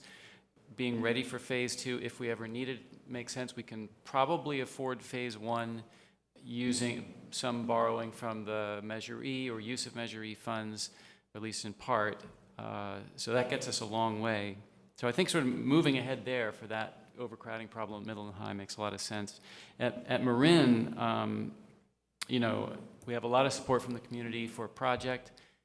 To not go, as it's still available apparently. We thought for a while maybe the seismic and hardship funding wasn't going to be available. Right, Now it that's appears to be available. For us not to proceed to go for it, whether we get it or not, doesn't make sense to me. I think we really need to do that and show due diligence in trying to get funding and not just always asking for people to pay for it from their property taxes. That's right, that's right. So that's important. Ocean View is also an important, but because the campus is generally much liked, there's less of a space crunch there, although we did drop another portable. I think that needs to be pursued as well, but not at the expense of the other first two priorities of San Gabriel and Marin, to my mind. Depending on our bandwidth, I mean, if we have the capacity to go for seismic and hardship funds for both sites at the same time, and it's urgent to do so, I wouldn't object to that at all. I mean, I think that would be fine. So just put the Yeah, that's a efforts where good they're- point. So, like, if it's more efficient, and it seems like you'll be able to do both at the same time. However, I agree with Jonathan that, you know, that the priority would be Marin for a variety of reasons, including how the stakeholders feel about the different campuses. Yeah. So, but you could answer Alan's question, I guess. I mean, I think Well, you've given us some I'd good like to recommendations. qualify that if Okay. I could. I'm not expecting our priorities tonight. I think that's asking too much. If you want to give a stab at it, but I'm not expecting you to really have an opportunity to analyze thoroughly. Gotcha. So I just want to first say that I've seen districts over-depend on their community for the district's needs, and that led to distrust, and that is something that I don't want Good to point. Thank you. overplay with this community. So I do take that as a top priority, is maintaining that trust level that we have with the community, with the dedication that they have for our schools. For Marin, I think that is a great suggestion to just move forward to try to maximize the amount of state funding that we can receive for Marin and complete that project. For the San Gabriel site, that's also a great suggestion to kind of split it into kind of phase 1, phase 2, and because that is what was displayed in the facilities master plan. However, the facilities master plan suggested that the central office would be completed 5 years from now, which Right. I know is not something that is possible. So we can definitely look at completing just phase 1, and that'll provide more time for the administration office and fully looking at the space that's on Solano Avenue. Right, good. One of the personal opinions that I have is after sitting on the Marin design team and having the community and the staff look at some of the options that are available, like through some of the facilities that we've seen and tours that we've taken, it almost opened their eyes to possibilities that are available to Marin. And so what I'm assuming is that once the Marin design layout is published and made available, that the Ocean View staff would also want at least some portions of their buildings remodeled in order to, develop some of the new best practices that they have, such as like a teaching wall or different layouts, things like that. So because there's such a short time frame in order to receive funding for the financial hardship, it's basically if we wait until we talk with, or if we wait until the Marin layout is published and then the Ocean View community wants to rebuild some of their properties, it may be too late to receive the financial hardship money, which would then require more local funding to fund that.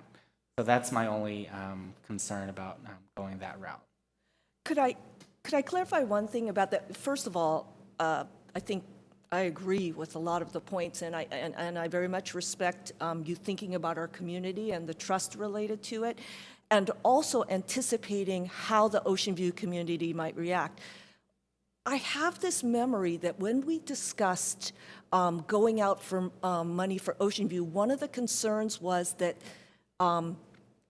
if we applied for, you know, a certain amount of hardship money, they would do this calculation based on how many, you know, students there are and what the enrollment is, and that you could only build like that, and that what you would end up with would actually be less. That is correct.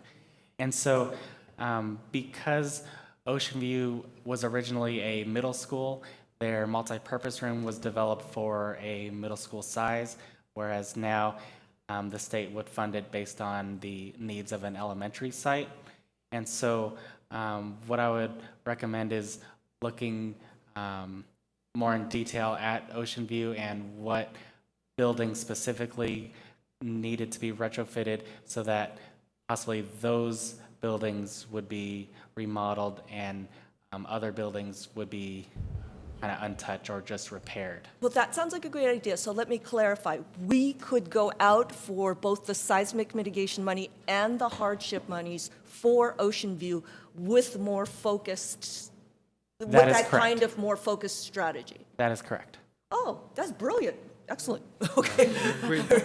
We did have that in the plan. Okay, Paul. Okay, so I just want to give John the opportunity to have the last word. If you could summarize what you think has been decided, what the sense of the board is, so that could be captured in the minutes before we move on to the next item. Yeah.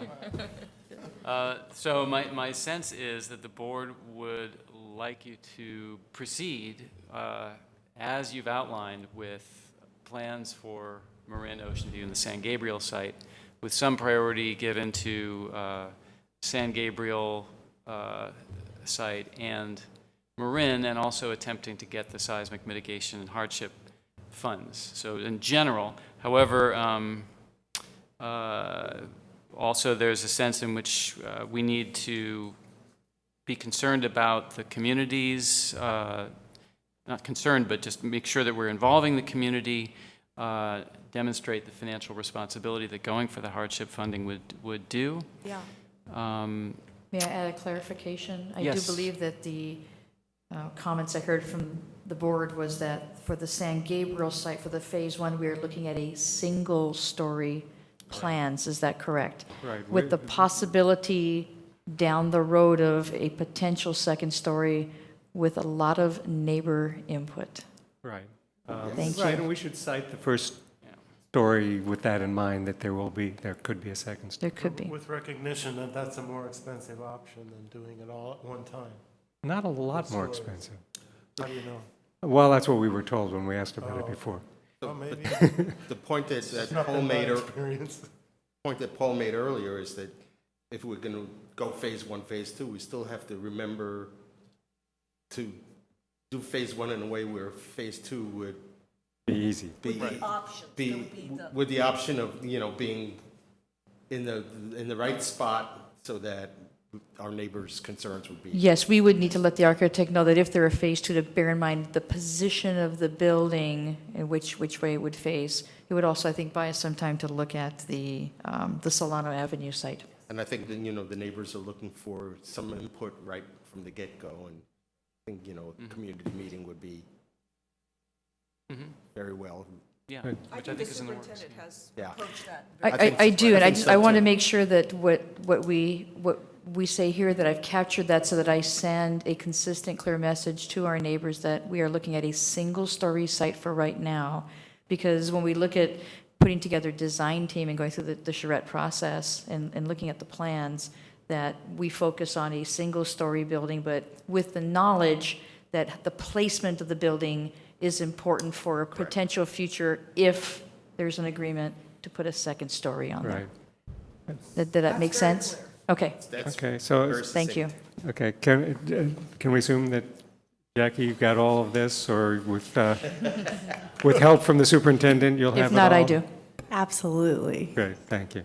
All right, so we are running about 30 minutes behind. I think we should probably move on. I think that we've budgeted more time than we need for most of our action items, so we'll actually be catching up soon. But the second discussion item tonight is our superintendent's entry plan and communication plan in 2 pieces. And should I let you say a few words about it?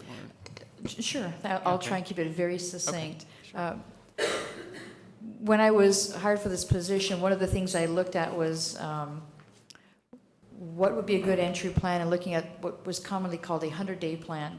And it's to give the board and the community a clear sense of where I would like to see the district continue to do its excellence, I will say, to continue to grow, and the support that I can provide as your superintendent to further those efforts.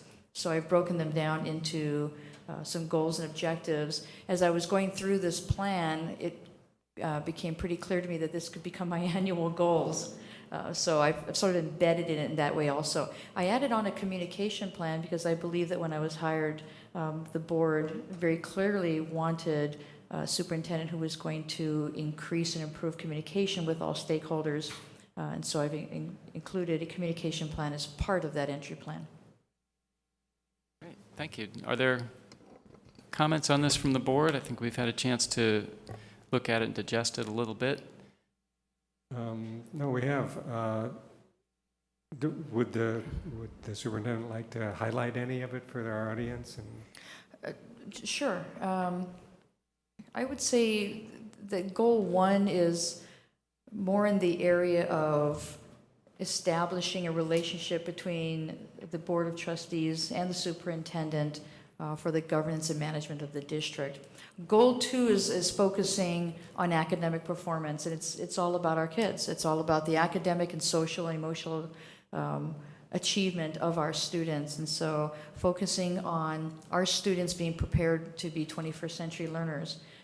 No longer are our children being educated to be in the workforce just in the United States. We live in a global economy, and our kids are going to be global workers, they're going to be global learners. And so for us to prepare our children for 21st century learning and being college and career ready is absolutely critical. The rest of the goals are around positive district culture and district leadership, and I believe that your superintendent should be the model for building a community of leaders. And I always say sort of flattening leadership, because I do believe that leadership exists at many, many levels of an organization, and it is my goal to bring out that leadership and to continue to move this district forward. And the stakeholder trust, I don't think any superintendent can move forward until you build trust and you build confidence. And so that goal is very important. And of course, fiscal stewardship. This board has just spent the last hour talking about the necessity that we have to make sure that we have schools that are excellent for our students to learn in, and at the same time being fiscally prudent and having good fiscal stewardship. So those are the goals that I put in there. In the communication plan, you'll notice one piece that hasn't happened here. We do have school emergency and school safety plans. We do have a district safety plan. What is missing is a crisis communication plan, and that is to prepare us. You do not want to have a school district creating a crisis communication plan after the crisis has happened. We prepare ahead of time. We practice ahead of time. We are very, very fortunate to have free of charge Terrell Fenders to work with us this year, and she's already made great gains in meeting with Jackie. Already, she comes weekly. Every Friday she's here for the first 6 months, and then will be with us monthly for the rest of the year. And she's doing this free of charge. I would like to repeat what I wrote, which is to give kudos to the superintendent for negotiating that. Well, first of all, for recognizing that a crisis communication plan is important, and for negotiating so that we could get these services free, as you understand how concerned we are with fiscal stewardship. So kudos to you for that. Thank you. So Ron? So I would just want to say that, you know, I found this plan to be comprehensive, ambitious, and very impressive. And, you know, I would encourage our staff, our teachers, our everybody in the community, take a look at this and see how extensive our new superintendent and ambitious she is. Kudos. Thank you. Paul? Yeah, and I would agree with that completely, and I would just like to add that really there's a lot more progress than the superintendent noted in the progress column. She kind of shortchanged herself a little bit there. So I think when we do get that filled in and you see how much progress she's made already, it's even more impressive. I'm very glad to see it. Well, this was drafted, 2 weeks ago, so, or a week ago? 2 weeks ago. So in 2 weeks, Right, progress is ongoing. a lot can happen. We'll need another one of these in about a month. He's kidding, he's kidding. I'm joking. Okay, all right. Great. Alan? So I think I find this a very comprehensive plan. And I would like to see some prioritization, maybe 6 or 8 priorities. You don't have to accomplish this all in 1 year. And what would you like to accomplish in the first year? What are the key things? One of the things I suggest is that we address this issue of prioritizing program and budget and spending. I think we're going to do that fairly soon. I haven't seen it scheduled yet, but, and let's see what else.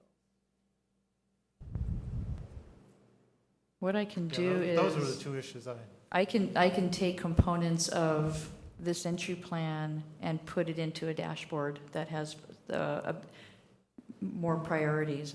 Peter's been really good about helping me with the area of the assessment accountability piece. And So we have 6 basic goals, and if you could sort of base your priorities on those goals and be more specific on how you achieve. I can put a Those couple of goals. activities under each Great. goal, which would give you about 12 objectives or 12 activities. That would be manageable. Thank you. Okay, I can do that.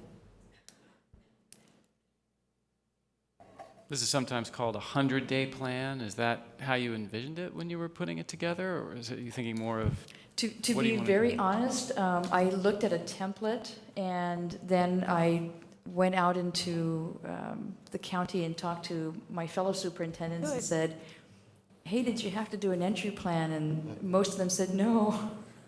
So I took some of it off of a template. I looked at some entry plans from Southern California, some from across the country. Of course. And looked at categories, and then I looked at the strategic initiatives for Albany, and then took a look at some of the schools' SIPSA plans, and looked at the financial plan, and looked at the facilities master plan, and tried to distill from that the key components that I thought the board would want me to focus on this year. Great. Well, I think you hit the nail on the head, really. I mean, this is a lot of what we've been talking about for some time now. I think it's well encapsulated in here. So I was really happy to see this plan. Looking forward to more of those progress things getting filled. There's already a ton of them are already filled in. So I can provide a quarterly update to the board.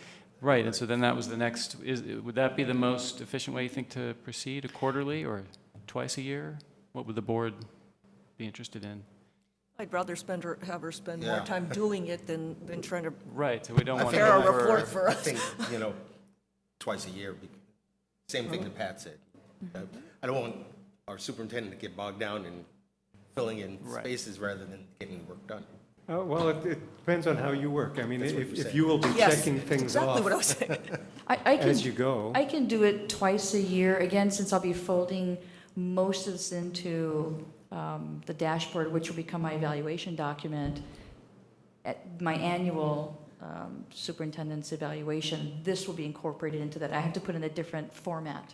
That's going to be a little bit more cumbersome because I can't just cut and paste. I have to work on the dashboard or the scorecard piece of it. Yeah, So I can do a semi-annual entry plan, unless, since this is a 100-day plan, which is about 5 months, I could, at the end of 100 days, give you an update.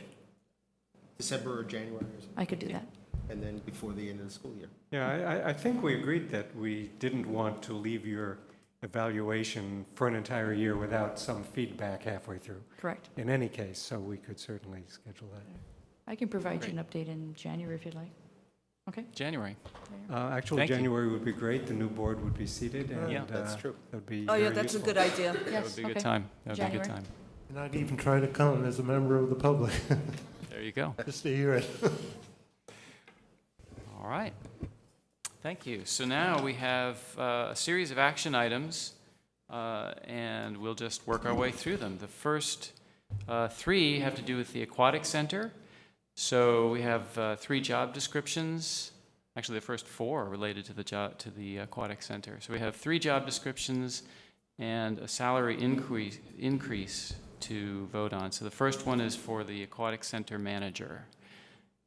And Val, is there anything you want to say about it, or? Actually, I'm going to turn this over to Cynthia and Amanda. Amanda. Come on forward, Amanda. Or Amanda's been here the whole meeting Hey, waiting we've for been this. missing you at the pool, Amanda. She but just loves Betty, is being it Betty? Yeah. Yeah, she's been doing a great job. If you guys are okay with it, I'd like to introduce Betty. Yeah. She's That'd be our- great. She's our current assistant pool manager, and what I would like to say is she's been here since we started up. She helped me build a lot of our programs. She has been integral to the success of our aquatic center, and I thought it would be important for her to be here tonight. So Great. she is Welcome. here, and if you have any questions, she's very sociable and And I want to she's fine preface with this She's a lot with, better than me. Amanda's done something very amazing that I don't think many cities or school districts can tout, and we're very fortunate. When you can run an aquatic center, I'll say in the black, Yeah. that is not something that is common. In fact, it's a struggle for many school districts and cities to run an aquatic center in black and run it as well, and run it with the customer service that I will tell you I experienced when I walked in, and they didn't even know who I was. And your people are very, very friendly. They're inviting. I've talked to members of the community as they've come out, and this is a vital program in our community. So with that, I'll turn it over to Cynthia. Just on that point, when we were debating and talking about building the new pool and, what that would look like, when we talked about the financials, we were talking about, minimizing the deficit. I And remember we that. built the deficit into the plan, not ever thinking that would be in the black. Yes, So- we're great. And one of the things we talk about, being in the black or being in the red as far as the aquatic center goes, and when you look at these new positions and what we're proposing tonight, I don't really want you to look at that. Over the last 3 years, when I was hired, I didn't know if this was an education position or a recreation position, and I had kind of worked Yes. both, and I'm kind of now, 3 years later, understanding that it's a mix of the two. And what I found to be the most important thing of my position, my important job, is job development of our employees. We hire on a lot of high schoolers, and we have a lot of the students in our program who go through every level. They do our pre-swim team, they do our lifeguarding courses, CPR, all of that, they get hired on.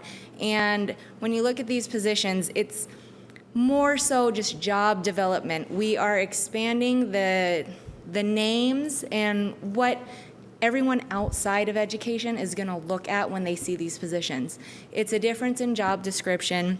It's a different in duties that they're having, but really our job is to develop these individuals into real professionals. And I don't know if everyone sees that as what we do as part of our job, because you see us running the pool, you see the water, you see swimmers in the water, but our job is to take a student, someone who comes to us, takes our lifeguarding class, and turn them into a working professional. And we do have quite a few students from Albany High who have now made their way up, and we are considering for some of these upper level positions. So I just want you to keep that in mind, that I know that, our salaries are changing a little bit and the job descriptions and the titles, but on the other hand, we're taking these kids and making them into real professionals. So that's just something to consider. Yeah, so it's career technical education for you. That's right. That's right. That's great. And you observe it, Alan, right? That's right. Bob, based on that, I want to thank you for all the training that you do for these kids, and I see a lot of kids moving through. We see that in the personnel records as well. So thank you for that, yeah.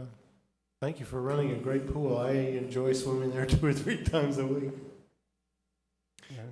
Is there, oh, Paul, go ahead. Yeah, I suppose we have to vote on each of these individually, but I just want to say that considering how well the pool has been run, how we don't have people coming to the board saying, there's something wrong with the pool. You know, everything is going really well. Pool's run in the black. I have complete faith that if you say you need these positions, you need the positions, and that it's the right thing to do. So I'm prepared to vote yes on all of them right now without any further discussion. So I'll move that we approve the job description for Aquatic Center Coordinator. So I just had one question. It appears that the financial impact is not going to check our general fund, but how does it affect being in the black? Are we still going to be about the same amount in the black? Or? That's our job, and Yeah. we're gonna do what we need to do to make sure that we're in the black. And I trust you for that, please. Yeah. Ron, I think you skipped to the second one. Well, actually, I was going to recommend, All of Ron, it? if you'd like to amend your motion to include the 3 job descriptions, why don't we just group them together, unless anyone objects to voting on them together? I'll accept your amendment. All right, so I'll second. we have a motion and a second to approve the 3 job descriptions for the I think there are 4, though, aren't there? Well, there's the 3. water There's a fitness. water fitness instructor salary there? increase. I was just going to do that separately. I don't know if you guys have been to the pool or have taken any of the water fitness classes, and not that this is necessary to sway your decision, but our program has gone from having 6 people per class to expanding to daily multiple classes a day and having, you know, on average 13 to 25 people per class. I mean, it's really amazing. One of ours that I'll be taking when I get back is a core class for your back. It's in the deep water, and people absolutely love it. They want more of it, and we want to offer it. They've always liked But that. Oh, tell me when that is. but yeah, it's a really good class. I've watched it, I've guarded it, I've taken a couple of classes here and there, but it's a great class, and people just can't get enough. So our water fitness instructors are great, and I think we need to show them, you know, how good of a job they're doing. So when I'm in the dressing room, I see about a third of the class are lap swimmers, and the rest of them are fitness people. I propose we amend the motion to include all 4. I'll accept that as well. Okay? So all in favor, oh, sorry, did you just say? I amended the amendment. Okay, that's fine. So So we're looking at A through D now. we will now be voting on approving altogether A through D So I in think review that's, and is action. it moved and seconded? It's It's moved and moved by you, because it was amended, so you moved it, and then And you... Ron seconded it. I moved it and you yeah. Ron seconded it. Yeah, I'm seconding ready to whatever. go. Yeah. Good. All in favor, say aye. Aye. We've unanimously Great passed job. the first 4. Thank you very much. Thank you so much. Thanks for coming and wading through all that. Amanda, Betty, thank you so much. Cynthia, thank you. Yes, I know I did a lot there, but All right, so now we have the next resolution, E, which is reduction of classified school services. We had a .8 Point 4. classified position. The point 2. .25. .25, No, sorry. it's reduced to .25, wasn't it? A reduction of .25. Right. It's a reduction of 0.25. Of .25. Correct. Yes. Right, so is this individual still working I've but at lost a my page reduced number. rate, or is someone actually let go? No, the person would still be working .75. Oh, .75, okay, my mistake. So, A reduction of .25 to .75. It's a full-time position that's going to a 3/4 position. Correct. Great. Alan? So we've had concerns expressed by staff at various sites about being overworked, the secretaries being overworked. How would this impact that situation? Well, this Where is this person located? this person is the secretary for the McGregor. Oh, She's part-time at the middle school, half-time at the middle school, half-time at McGregor. And when McGregor changed its venue to the high school, that changed a little bit of the requirements for the job of secretary. There's a different kind of flow at the high school. There's not the, at McGregor, it's a kind of open and there's people walking in and out and requires a lot of direction from the secretary. Now at the high school campus, it's different. It's you don't have students walking in and out, and Will she be in the flex office, that new office, is that? yes, right? Isn't that where it is? Yeah. Yeah. We also have Sabrina Greeton, who is the coordinator of that, along with the flex Is she coordinator. here to support this or oppose? Well, How is it going to affect the operation of? well, the secretary was there specifically as the MAC secretary, not as part of the flex program. So Of the what secretary? McGregor secretary. Oh. So let me clarify again, it's late, so I might be a little slow. So we started at 100%, 50% at the middle school, 50% at McGregor. We're reducing it by 25%, so it will remain 50% at the middle school, 25% At McGregor. in the new McGregor setting. Correct. Okay, very good, thank you. And what does she do at McGregor? She's no longer kind of a receptionist, it's strictly secretarial work?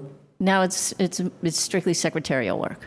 Okay. I think I just heard one of our board members say that, you know, we've heard a lot about the stress that our secretaries are at Right. various sites. Do we have a .25 need somewhere else? Well, I think what we need to do is, because we are trying to be very prudent in our spending, right? And we know that there has been a change as far as the needs at McGregor, that we reduce this. There's 60 days. She's going to be here for another 60 days at 100%. During that time, we'll reevaluate, and if we determine that we need to keep it at 50%, then we'll do that. Or if we find that there's a possibility, of course, we have to work with our chief business official. And so specifically for our classified staff, we have some staffing allocations that we're looking into. It's also noted in our LCAP that was approved in June that for the secretarial staff, we would look into how each of the secretaries would be allocated. And this year would be used to determine kind of like a baseline, and then we would come back and reevaluate. So this would be effective on October 31st. Correct. And we know that our classified staff are not our most well-paid staff, so what's the saving? What are we saving? That is something I'll look into. I would need to research that. Does this affect benefits? Yes, it will affect the benefits. And retirement? I mean, I don't know So who we're talking about. would this person get full medical benefits? She'll get paid 3/4 benefits paid through the district, and 25% she would have to fund. For her health benefits? Correct. So this has been passed by the person who's currently filling this position, and it's attractive to, I'm sorry, can you say that again? will the position be attractive to someone who's in the position or someone who we may need to hire?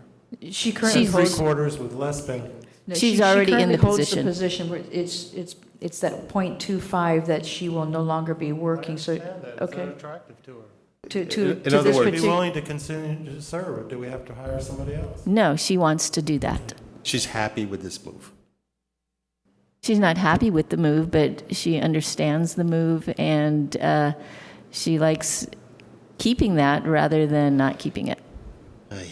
So let me clarify then, at this point, we're doing this, if we agree to this, we are keeping in mind that we need to look at how the students are supported at McGregor and how the new,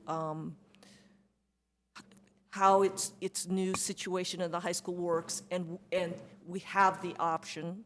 It's just to allow us the option to reduce, but we have the option to increase back if we feel like it's necessary. Yes, and just to let you know, even if the 60 days pass and she is reduced to 75%, she goes on something called a 39-month rehire list.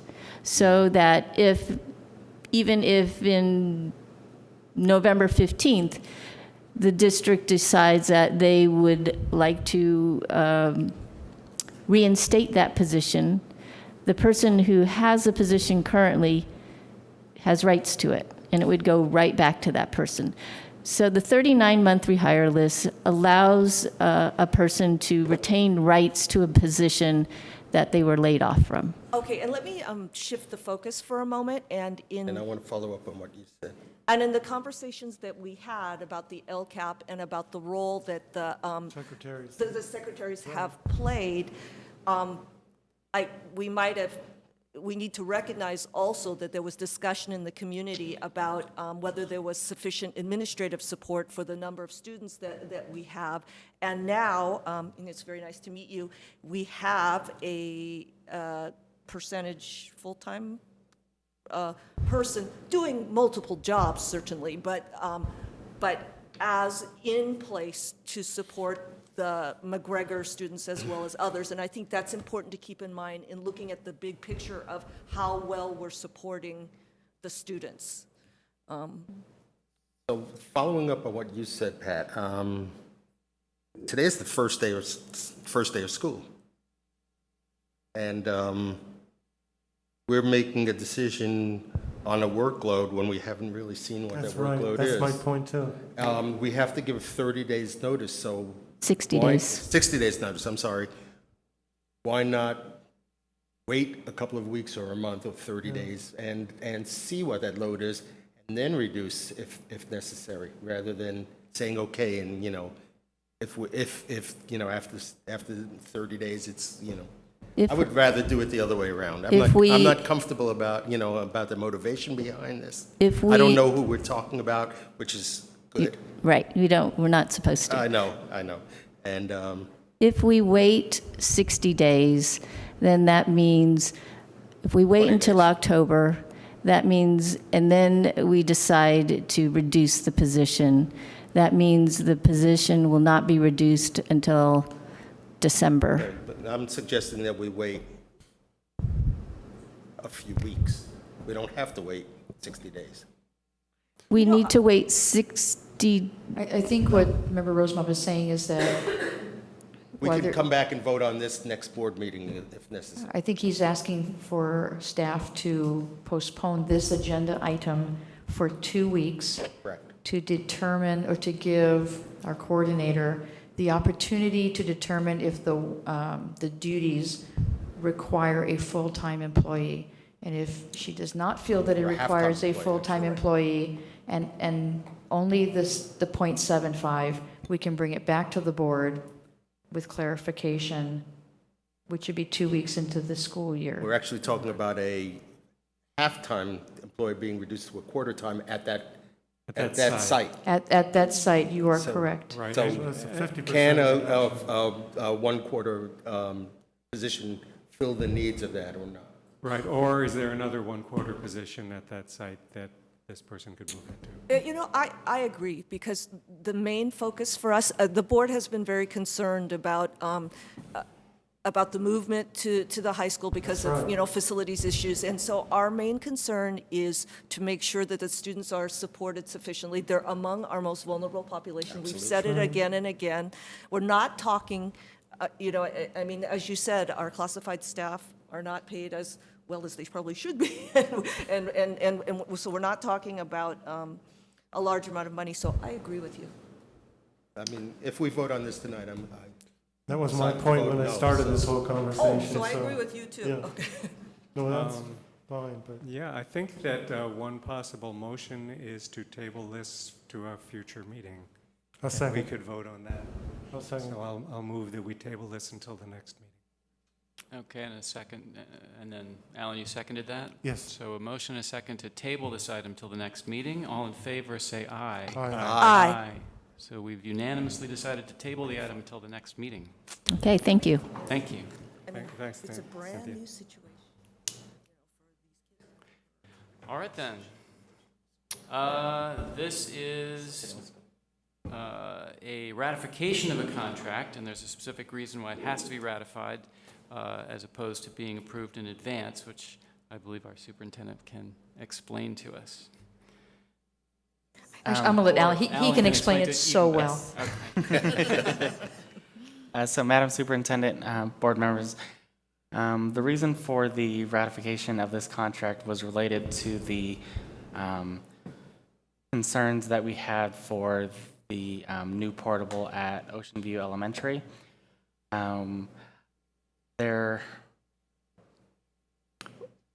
With the Division of State Architect, there were delays that were, there were stop orders that were imposed on the district for all of our portables on June 27th. By August 4th, we were able to remove the stop work orders at Cornell, Marin, and Albany Middle School. However, the Ocean View Elementary site had many more concerns from the Division of State Architect that we needed to deal with that required more expertise than what we had on staff with our current contractors. And so because of the opening of school being so soon, we needed to get in contract with DeRivy Construction and Architect, which is also known as DCA. One of the partners and founders of DCA was the head of the Division of State Architect, so they had a very internal expertise on the operations of them and the regulations that they require. So they have been very instrumental in allowing us to have the stop work order lifted on August 15th to allow us to proceed with construction of the new portable item. And if I may add, it was through the work of DCA that assisted us in being able to work successfully with the Department of State Architects to lift the stop work orders and to continue the work that we need to do to be in compliance.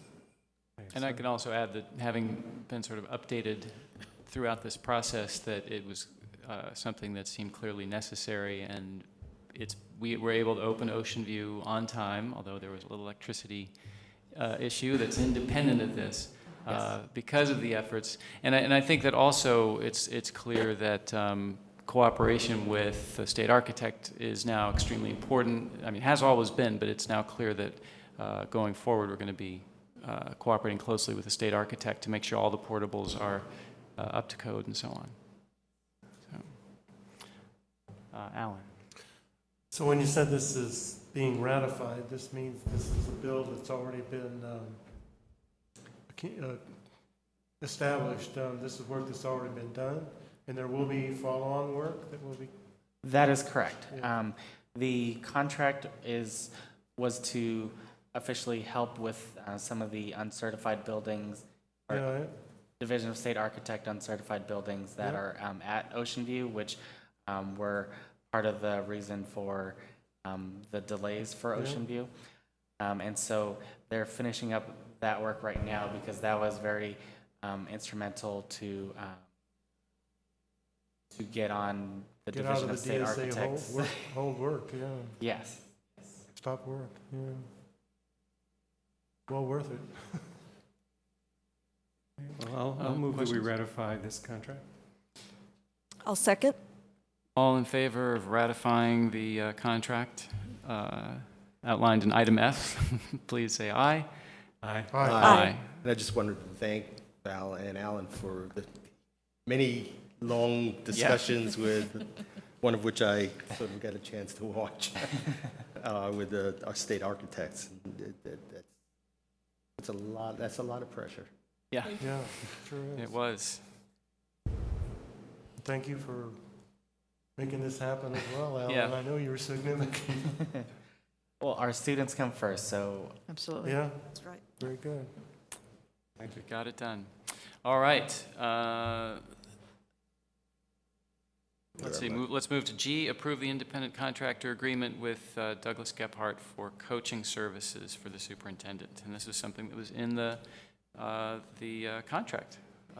Yes, and the reason that Alan's name is on this as a chief business official is because all contracts go through his department.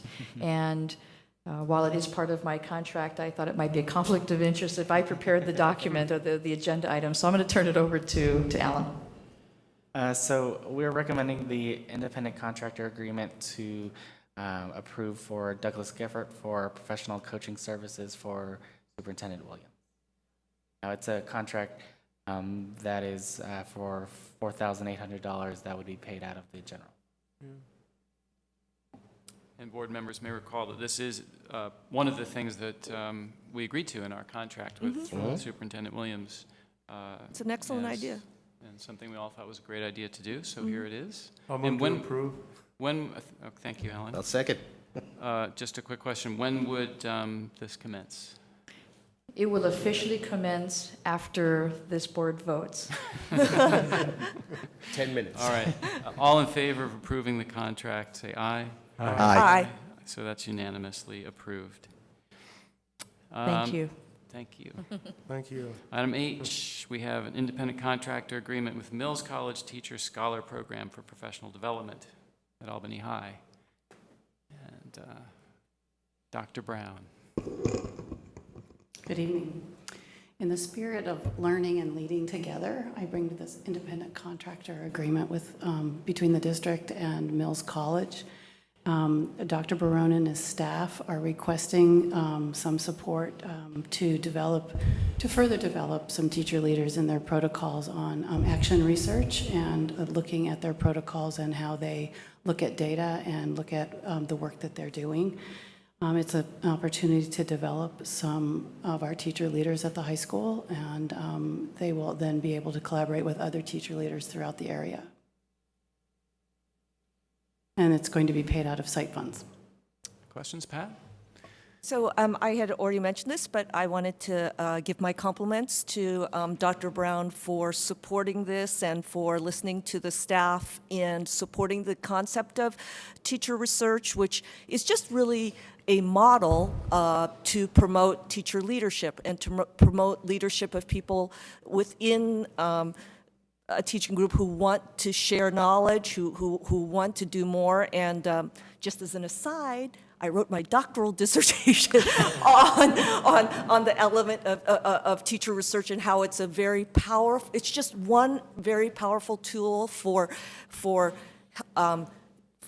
helping teachers to continue to grow as professionals and help them to be recognized. So it's a great idea. And the Mills College Teacher Research Program is very strong. Excellent. Yeah. Alan? So I've actually attended a couple of professional learning community meetings at the high school and was really impressed with how the teachers who participated care so much about the students. Each teacher recognized a particular student, and they worked on that particular student who was struggling or at risk. And I think this is going to work very well at our high school. I think it's going to improve the quality of what's already a fairly effective professional learning community. So I think it's coming from site council money. I know there's not a lot of money there, but do you have a sense of how much this will cost? $10,000. Yes, That's what I $10,000. thought, yeah, that's what I think I remember seeing. I have the purchase That's a order right here, significant ready to part- go. That's a significant part of their annual budget, actually, isn't it? I'm actually not familiar with how much money this Albany High School is allocated on an annual basis, but this is I not. think it's around 50,000, but I'm not absolutely sure about that either. Yeah. Just out of curiosity, do we know whether the request for this came from the principal or from the teachers themselves? Well, the principal forwarded the request to me, and I think he was working with his staff. And we have some contract language that allows teachers to do some action research as part of the evaluation process if they choose. So this is a way to strengthen that process that they were piloting last year at the high school. And that's a very innovative So we're very approach excited to about it. evaluation, so that's very exciting. So I'll move that we approve the independent contractor agreement between Albany Unified School District and Mills College Teacher Scholar Program. I'll second. All right, all in favor of approving the contract, say aye. Aye. Aye, that's unanimous. Thank you. Thank you. And we now have the second reading of our board policies for approval, along with the associated administrative regulations for our information. These are the ones we looked at last time. Does anyone have any comments or questions on these? Yeah, I just had a question. In the past, when we've just had a second reading with no additional changes, we've just put the policies in the consent. So I was wondering if there's a reason they're not in the consent this There time. were changes, I believe, made in the discrimination, non-discrimination. Right, but they're the ones that were requested. Yes. Right. And are they satisfactory? Well, that, Have they been done? yes, but putting them in the consent would serve that purpose. So I was just wondering You'd if have there to was, pull it from the consent in order to discuss whether they were effective. if we need a discussion, right. So I'm asking if there's any reason that a discussion is needed. Not if you don't want a discussion. I see. We can, I mean, I didn't remember what we'd done in the past. I thought we had typically put these on the action items, you're but we can put them in the consent in the future. Traditionally, your first reads are not consent items because the board Right. weighs in. Sure. And then language is, with the suggestions, language is amended. And it usually or typically goes to the board in consent on the second read. I believe at the last board meeting, it was agreed by the trustees for this particular item that it was not to go on consent. I'm not Actually, remembering why, I because I think it don't, was some I kind don't of remember that change. discussion. Did I miss? Actually, I think during the agenda meeting, I suggested that it not be on the consent calendar because there were changes made. Oh, that's why we were confused. Oh, well, there are always changes made, but if And the then changes if were you the ones want- that were agreed to, it usually goes on the consent. I think our past practice, actually, we did put them on the, We did Action. for a while, and then we moved them And to then- consent yeah. because we were I mean, wasting we've too much basically, time on yeah, it. well, we've basically just rubber stamped them once we finished the discussion. Right. Unless there was something that hadn't been agreed on and needed Right. further discussion. I agree. Go ahead and finish your comment, Alan. Yeah, thank you. They have been pulled in the past, and I thought one of our protocols was not to pull items from the consent calendar, not to place items on the consent calendar which could be pulled. And if the language was agreed to be changed, it would just give us an opportunity to look at it and make sure the language read the way we intended it to, and we requested a change. Okay, well, I would suggest So we don't that have to do it again if that's not necessary. Yeah. Spending a lot of time just discussing whether we want to this, discuss well, it yeah. or not. no. Well, but because it wasn't on the consent, I was concerned that there were additional changes. So I didn't, Okay. just wasn't So sure. it sounds like the majority is suggesting that in the future, we will put things on the consent if the changes were made as requested and nothing additional was done. Right. People So- can pull consent items. I think we So can. is the language concerning gender identity versus gender activity versus gender identification stated correctly? Do people agree with it? Yes. Yes, Okay, good. I'll move that we approve board policies 5,000. I'll second. All in favor, say aye. Aye. Aye. Aye. So, And for clarification, if I may ask the trustees, so in the future, because we have a lot of these coming forward this year, that the first read will be, as we have always done in the past, but the second read will be on consent, because we will have made the changes that the board has asked us to make. And then we'll be allowed to pull if it's necessary. And right, because Sure. you have the right to pull an agenda item off of consent Okay. if you wish. Okay, thank you. thank you. All right, I'd like to ask if we can extend the meeting 10 minutes. I think we only need 5, but, Well, 5 for this and 5 for comments? Comments? okay. 10 minutes? That's fine. Agreed? All right. Okay. So last item is to approve obsolete material for disposal, which we do every year. There's something obsolete, I believe. Anything unusual about this? Nothing unusual about this, only that it might be becoming more frequent in the next year or two as we transition over to the Common Core state standards and as we maximize every square foot of space for instruction and people. We're going to find old materials that need to be disposed of. And so I may be bringing several of these to you throughout the year. In this case, the science closet was being cleaned out at Albany High School, and they found several, over 400 books. The most recent publication came from 2000, and the oldest publication came from 1991. There's a collection of books related to Albany High School's science department. The board has a process in administrative regulation and board policy that begins with this approval and then moves me forward to make a public announcement, to offer these up for sale, then for donation, then for recycling. And we do have a company on standby that takes care of all of these services for us. Okay. Thank you. Mm-hmm. Questions? Motion? Move that we approve obsolete material for disposal. I'll second. Okay, all in favor, say aye. Aye. Aye? That's all of us, all right. Thank you. So that completes our action items, and we have a few minutes for board and superintendent comments. Anyone from the board? Paul? Yeah, I had a question that I think would fit here. Is anyone taking care of our board summaries that we've been publishing? I don't remember someone doing that for the last meeting. I did it for the last meeting, and did it go out? I haven't actually noticed whether It went did. out, and I have Alan listed for this meeting. I sent you an email on that. You did or you will? I did during this meeting. It'll be in your box. Haven't you gotten it That's why I yet? haven't read it. Email's not working. Jackie doesn't let us get I'm away a little with it. slow on She this usually stuff, gives, but she's pretty clear when it's our turn. that's for fine, I'll writing take it. assignment. All right. Is it, I'm sorry, I don't know, I was just just to wanted to clarify say on for, that, Are we missing any, or? Yeah, well, all the Paul, other since Paul brought it up, if we're missing any, Paul can do them.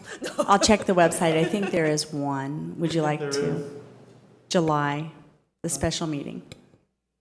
one that hasn't been done. Yes. This And is I'll actually just- my fault, because when I met with you, both of you in our last planning meeting, that sheet that Jackie gives me for you to fill that out, we didn't do it. So can you I forgot email to us give it to that you. again and Yeah, let us so- start choosing for the future meetings? We can get it in You advance. You do that in the planning meeting. Do- You Okay. three. Do we have a video of that July meeting? Because I couldn't Yes. summarize it without looking at it again. Okay, send me a memo reminding me I'm doing it if you would. Who's doing the Absolutely. meeting of the Thanks. 12th, the last meeting? I did it. It's already Oh, done. I just heard you, okay. Thank you, Jonathan. And is it still going out on the E-Tree? That's, Absolutely. these are going out on the E-Tree, Mhm. okay. Facebook, So I- then I- somehow. website. I didn't see it, but I might not see the E-trees Yeah. immediately. So. I see him. I think we may have to re-sign up for some of these E-Trees, actually, because I'm I not think sure I'm it's- getting yeah, them I all. mean, I get them all, so. it's You still get them all. just- Anyway, Just to what's happening. I'm going to go sign up again and make sure I'm getting them all. Good. Other comments?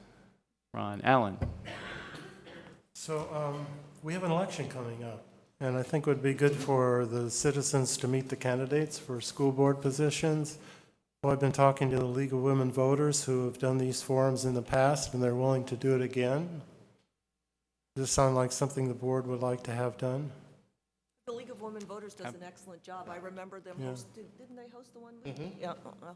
Oh, and Patch did it 2 years ago when you two were running. They did, but they're not quite as, No, they're not, but they did a good job, and I think something like that was very effective during an election. The one at St. Albans that Emily coordinated. yeah, she did a particularly good job, but I think the That's League- Patch, that's what I meant by Patch. Right, but I Right, but she's believe, not there anymore. she's not there anymore. I was trying to We could think of a tactful way we to could say that. approach her anyway. I think the League of Women Voters They've it done it has traditionally. yeah. traditionally and has the resources to So I'll to do. pursue this. That would be They great. indicated sometime over the 15th of September and the 15th of October, they try to set up a meeting.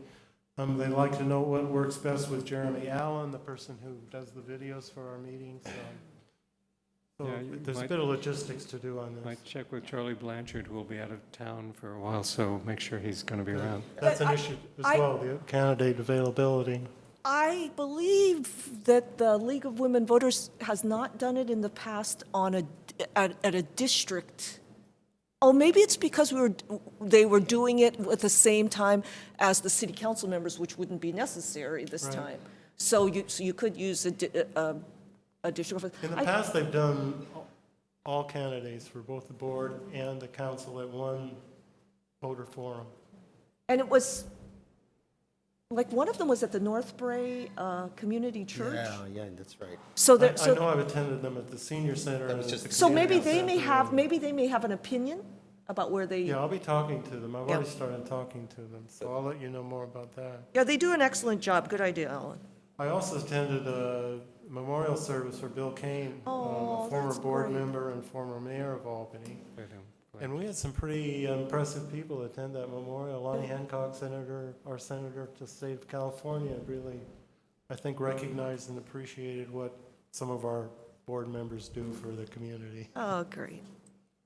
Also, I just want to remind people, there's an Albany Triathlon coming up, 27th of September.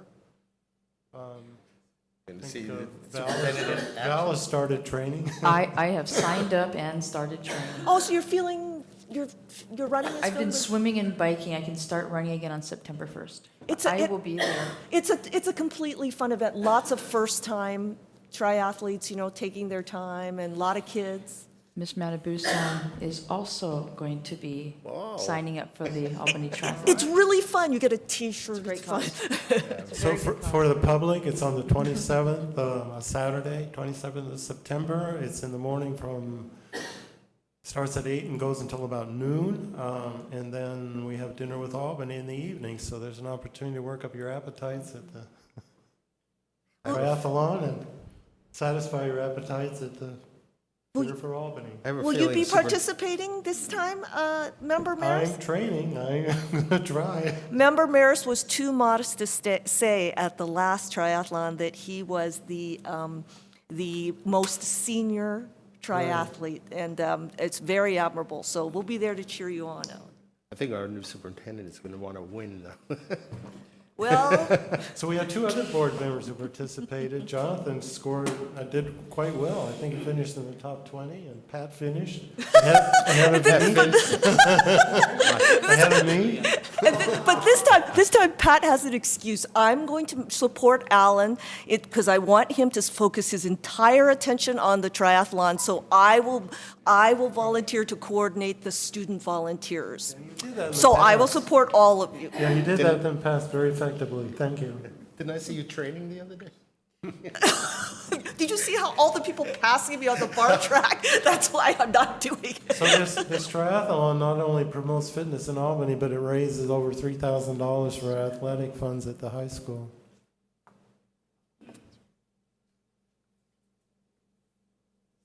Is that all, Alan? That's it. yeah. Okay.